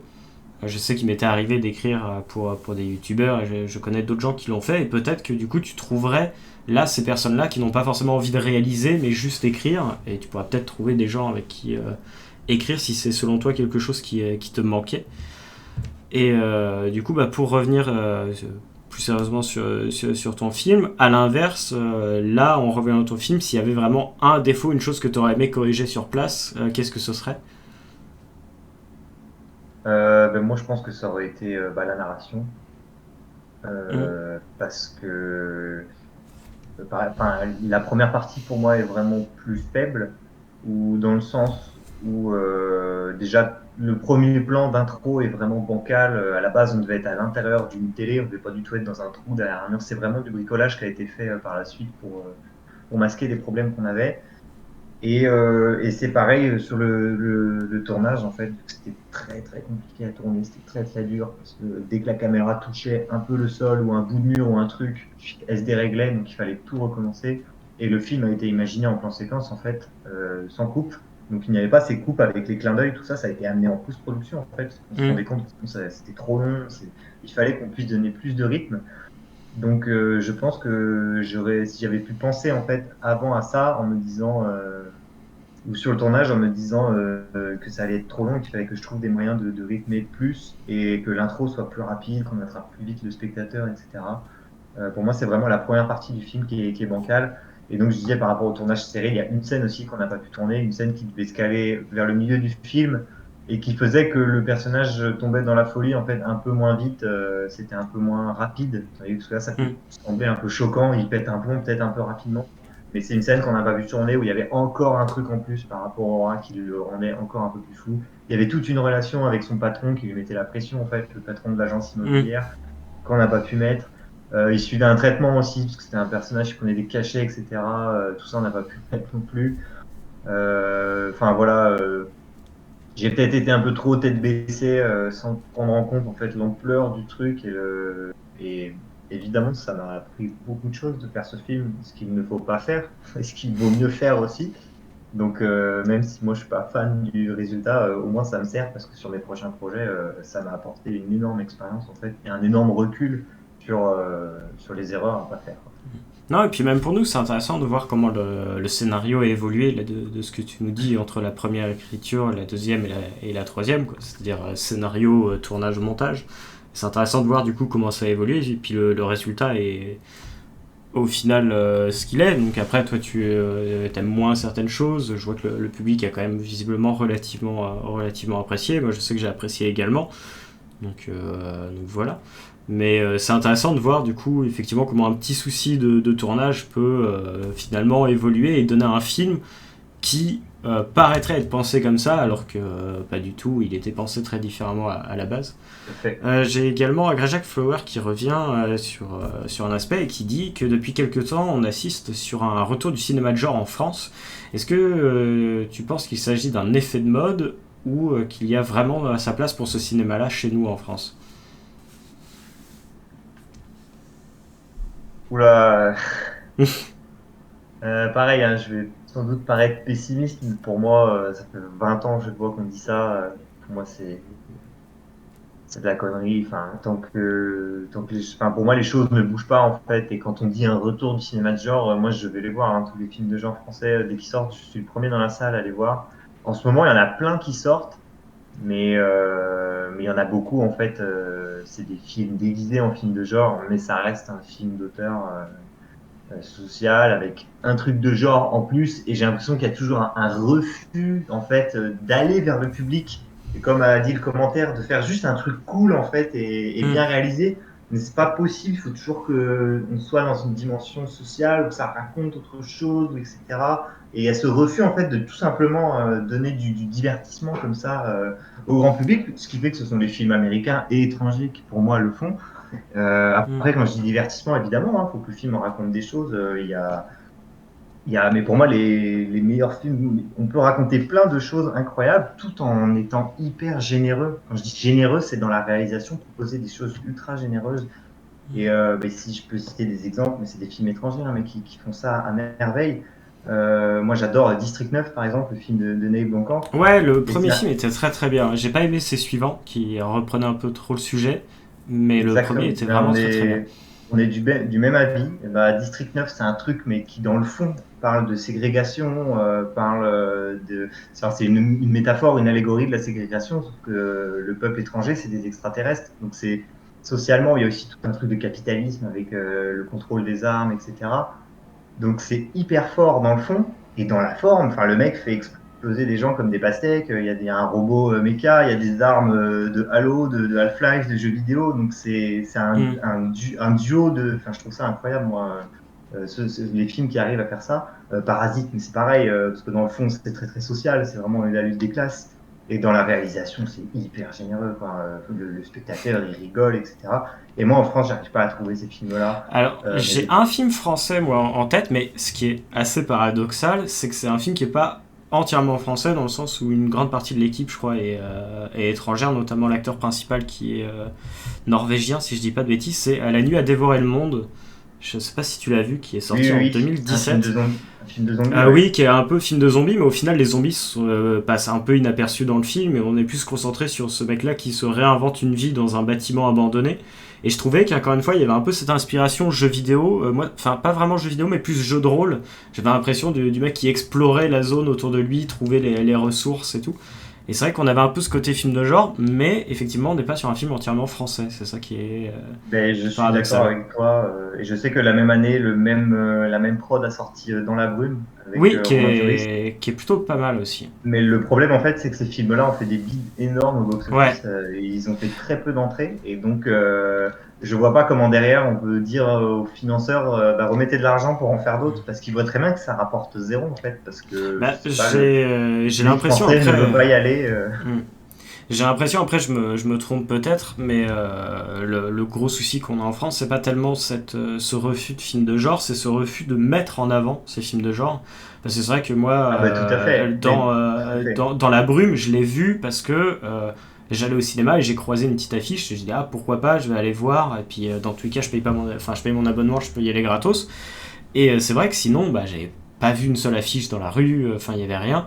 Et les seuls films de genre, films de genre entre gros guillemets en France qu'on avait mis en avant. Alors, on a eu Grave quand même, qui était pas mal et qui a été mis en avant, fort heureusement, même si la réalisatrice a galéré des années et des années avant de pouvoir faire vraiment son film. Mais c'est vrai que sinon, après, les trucs qu'on a eu, c'est genre La Belle et la Bête, les trucs comme ça. Et au final, c'était des films qui étaient un peu vides de sens, où on avait mis deux têtes d'affiche, produits par une chaîne de télé, et là, c'était mis en avant. Mais au final, le genre était un peu... comme tu le disais tout à l'heure, c'était un petit peu... On te met un film bien français, mais on rajoute un petit côté genre pour faire comme si on en avait fait un. Et c'est vrai que c'est un peu triste qu'on ne mette pas plus en avant ce type-là. Je suis d'accord avec toi que c'est pas mis en avant, et surtout en fait c'est pas financé, et c'est très très dur à financer, parce qu'en France c'est un système unique, hein. On a le CNC en fait, donc le cinéma est financé par le système public, donc le CNC, les régions, les chaînes. Sauf que le problème, c'est que pour moi, je vois ça comme une espèce de grande caste, toutes ces commissions qui financent tout le temps les mêmes films, en fait, et qui ne prennent aucun risque, et qui refusent de financer des scénarios peut-être qui sont plus tournés comme ça vers du genre, de l'entertainment, et qui sont frileux et qui ne les financent pas, en fait. Et ils créent même des branches spéciales, en fait, cinéma de genre, avec des appels à projets spéciaux cinéma de genre. C'est bien la preuve que vu que ce n'est pas quelque chose qu'ils financent d'habitude, ils en créent des branches spéciales. Et même si c'est financé par ces organismes-là, là, j'ai été voir La Nuée, là, qui est sorti, qui était annoncé comme cinéma de genre français. Mais c'est pareil, pour moi, c'est un leurre, ce film. Parce que c'est pas un cinéma c'est pas un film fantastique ou un film. C'est un film sur une mère célibataire, agricultrice, qui n'arrive pas à élever ses enfants, qui fume des cigarettes seule dans sa cuisine quand ça va pas. Et La Nuée de Sauterelle, on la voit 10 minutes dans un dernier acte où on a l'impression qu'ils sont tout mis parce qu'il fallait, je sais pas, montrer quand même un peu de truc. Et elle bouffe une chèvre et un paysan, et c'est tout, quoi. Et c'est toujours ce refus de générosité, c'est hyper drama, et ça se prend très au sérieux. Alors même si je suis pas forcément fan de la seconde partie du film, je reviendrai pas trop dessus parce que c'est un film qui vient de sortir, mais là cette semaine il y a The Deep House qui est sorti, qui est une production française d'horreur, et pour le coup la première partie est très très cinéma de genre. La deuxième un peu moins, mais la première partie essaye quand même d'inventer des choses, et on va essayer de ne pas spoiler le film, mais je recommande quand même plutôt de se tourner vers ce genre-là. Parce que pour je recommande aussi, qui était plutôt sympa. Je l'ai vu, pour le coup, c'est vraiment un film à l'américaine. Ça pourrait être Mm. une production de Jason Blum, etc. Construite sur un pitch, maison hantée sous l'eau, pas de prise de tête, les mecs se font plaisir. Et là où ça me J'ai beaucoup rappelle... d'espoir pour ce film. Et puis là où ça me rappelle un peu ta vision à toi, c'est que toi tu avais cette idée de mettre un rat et de se baser sur cette vue-là, et au final ça apporte quelque chose dans ton film. Enfin, je veux dire, le fait qu'on suive ce rat, ça permet d'inventer des plans, d'aller dans les tuyaux, enfin, tu t'es servi de cet aspect-là, et dans The Deep House on a un peu la même chose parce que ça se passe sous l'eau, et ça sert vraiment quelque chose en termes de visuel, que ça se passe sous l'eau. C'était pas juste pour dire voilà, ça se passe sous l'eau. Il y a le fait que les personnages s'envolent entre guillemets des fois dans l'eau ou ce genre de choses qui peut ajouter des... Et c'est vrai que c'est un aspect qui peut manquer dans d'autres cinémas de genre, et je te félicite d'avoir réussi à faire ça, notamment avec ton film, parce que c'était sympathique de voir que c'était pas juste une idée, il y avait de la création derrière. Donc merci à toi. Je vois cependant, hélas, que l'heure tourne, et je vais essayer de t'accorder quand même un même temps de parole que tout le monde. Donc si vous avez des questions dans le chat, n'hésitez pas. C'est le moment. Et toi, pareil, si tu as des choses que tu aimerais nous dire, notamment peut-être revenir sur tes futurs projets, est-ce que tu as des choses qui arrivent bientôt? Ouais, bien sûr. Là, je viens de terminer, j'ai tourné une comédie musicale, donc rien à voir hein, Ok. avec musique. Mais comme j'ai dit, moi, je suis avant tout réalisateur, hein, donc je touche un peu à tout. Je suis content de toucher à tous les genres, etc. Et pour moi, la comédie musicale, c'est un bonheur de mise en scène pour un réalisateur. Vraiment, c'est filmer la danse et la musique, c'est génial. C'est un vrai exutoire. Et après, en termes de scénario que je développe depuis pas mal de temps, là, j'essaye de monter une comédie d'action musicale toujours. Ambiance les films de Stephen Chow et de Jackie Chan croisés avec l'obsession d'un whiplash au niveau de la musique, etc. En court métrage. Et je développe un autre projet de fantastique qui prend pour base Nuisible, où je reprends le personnage de l'agent immobilier. Mhm. Et cette fois, il se métamorphose en rat, en fait. C'est un film de transformation. Et donc là, en référence, évidemment, moi, j'adore La Mouche, j'adore District 9. C'est dans ces eaux-là que je vais naviguer. Mais c'est très, très dur d'un point de vue financier d'aller chercher des guichets qui vont mettre de l'argent là-dessus, parce que c'est pas les films qui sont faits en France. Ok. Écoute, je vois que tu as convaincu les gens déjà dans le chat. J'ai Grajak Flower qui dit ça fait plaisir de voir que la nouvelle génération partage nos passions, on vous soutient. Et il dit Stéphane Shaw, très bonne référence. Kung Fu Hostel, un classique. Je sais pas si j'ai bien prononcé le nom. J'adore ce film. Mais voilà. Je dis Kung Fu en français, oui. J'adore ce film. Ok, et écoute, merci à toi. Est-ce que tu veux qu'on revienne sur les notes qui ont été données?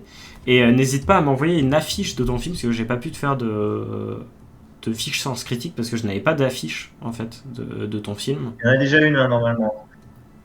Ah, il y a déjà une fiche sans critique? Ouais, Je suis pas allé voir. parce que le film est sur Shadows, hein. Je sais pas si les gens connaissent cette plateforme. Pas du tout, ça me dit rien. D'horreur. Tu penseras bien à me renvoyer les liens de tout ça, comme ça ce sera mis en description sur YouTube pour ceux qui découvriraient cet entretien par la suite, comme ça ils auront l'occasion d'aller voir le film avant de regarder le question-réponse. Alors attends, Nuisible, j'essaie de... je rechercherai... ouais, j'essaye de trouver ça quand même pour le partager. Effectivement, c'est trouvé. Hop. Et Agrajak Flower nous dit oui, je connais, je travaille sur la concurrence de Shadows depuis ce matin. Donc voilà. La concurrence, ça c'est qui la concurrence? Ah. Moi je suis intéressé, hein, si vous êtes intéressé par Nuisible, moi je veux qu'il soit vu le plus possible et que c'est un bonheur de le partager. Eh ben écoute, je le laisse répondre si jamais il peut. Pour ce qui est des notes, du coup au niveau du scénario, on est sur du 8 majoritaire avec du 9 et du 10. Donc comme quoi tu disais que ton scénario était peut-être simpliste, mais au final ça semble avoir convaincu. Pour ce qui est de la qualité sonore, on est sur une égalité totale entre 7, 8, 9, 10. Donc voilà, c'est encore une fois très bon. Pour la qualité visuelle, on est sur du 10 sur 10. En fait, il n'y a pas d'autres notes, tout simplement. Et pour le jeu d'acteur, Merci, on est ça sur du 7, 8, 9, 10 également à égalité. Donc ça reste très positif. va. Eh ben, tant mieux si vous êtes plus alors. Bah, en tout cas, merci à toi d'avoir joué le jeu. Faut pas que j'oublie à chaque fois, je te demande si j'ai l'autorisation de republier ça derrière sur YouTube. Alors, bien entendu, que la partie entretien. Oui, vas-y, ouais. Ok, Je vais bah, me très faire bien. taper sur les doigts par les fans de cinéma d'auteur ou de la nuée, hein. Mais bon, Oh, bah écoute, hein, les gens ont le droit d'avoir c'est des mon avis avis, divers et variés. Et puis des pour goûts, les le couleurs. moment, ce sont des vidéos qui ne sont pas forcément très revues. Il faut que j'essaie de trouver des Ok. endroits où les partager. Mais si jamais, sur le long terme, ça servira peut-être. En tout cas, merci vraiment d'avoir joué le jeu. Et puis, Merci à toi pour l'invitation. bah, avec grand plaisir. Et puis si un jour tu as d'autres films à montrer, même ta comédie musicale dès qu'elle est finie, si tu veux repasser par ici, n'hésite pas à faire un saut. Ce sera avec grand plaisir. Au plaisir, parce que j'en ai d'autres en magasin. Ça marche. Et bah écoute, avec plaisir. Je te souhaite en tout cas une bonne soirée. Et merci à toi encore même. une fois vraiment d'avoir joué le jeu. Au De revoir. même. Bonne Salut. soirée à tout le monde. Ciao. Merci. Hop. Et pour ce qui est du live, on va également se quitter par ici. Merci à tous d'avoir participé à cette 16e soirée. Je vois que le nombre de viewers a grimpé au compte-gouttes pendant la soirée. N'hésitez surtout pas à en parler autour de vous si jamais le format vous plaît. Parce que c'est quelque chose qui, plus on est de fous, plus on rit, hein, comme on dit. Mais surtout, plus on aura des gens avec des avis divers et variés, et plus je pense qu'on peut aider en fait ces courts-métrages. Déjà, un, à être vu, mais deux, à avoir des retours vraiment qui vont un petit peu dans tous les sens. Ça s'est vu notamment plus avec le premier film, où on avait des retours un peu plus mitigés d'un côté ou de l'autre, et ce qui permet d'avoir des discussions également très intéressantes, comme vous avez pu le voir. Après, c'est vrai que là, pour l'instant, on semble être une petite communauté avec un avis assez similaire. Donc, n'hésitez pas à en parler, même avec des gens avec qui vous avez tendance à vous prendre la tête en termes de films. Parce que justement, en fait, c'est un peu ce que j'ai envie de créer avec cette émission-là. C'est une sorte de débat gentillet, on va dire. Revenir sur les qualités comme sur les défauts de chaque film. Et puis voilà, en tout cas, merci à vous d'avoir participé à cette soirée. On se retrouve en toute logique dans une semaine, à 20h également, pour une nouvelle soirée court-métrage.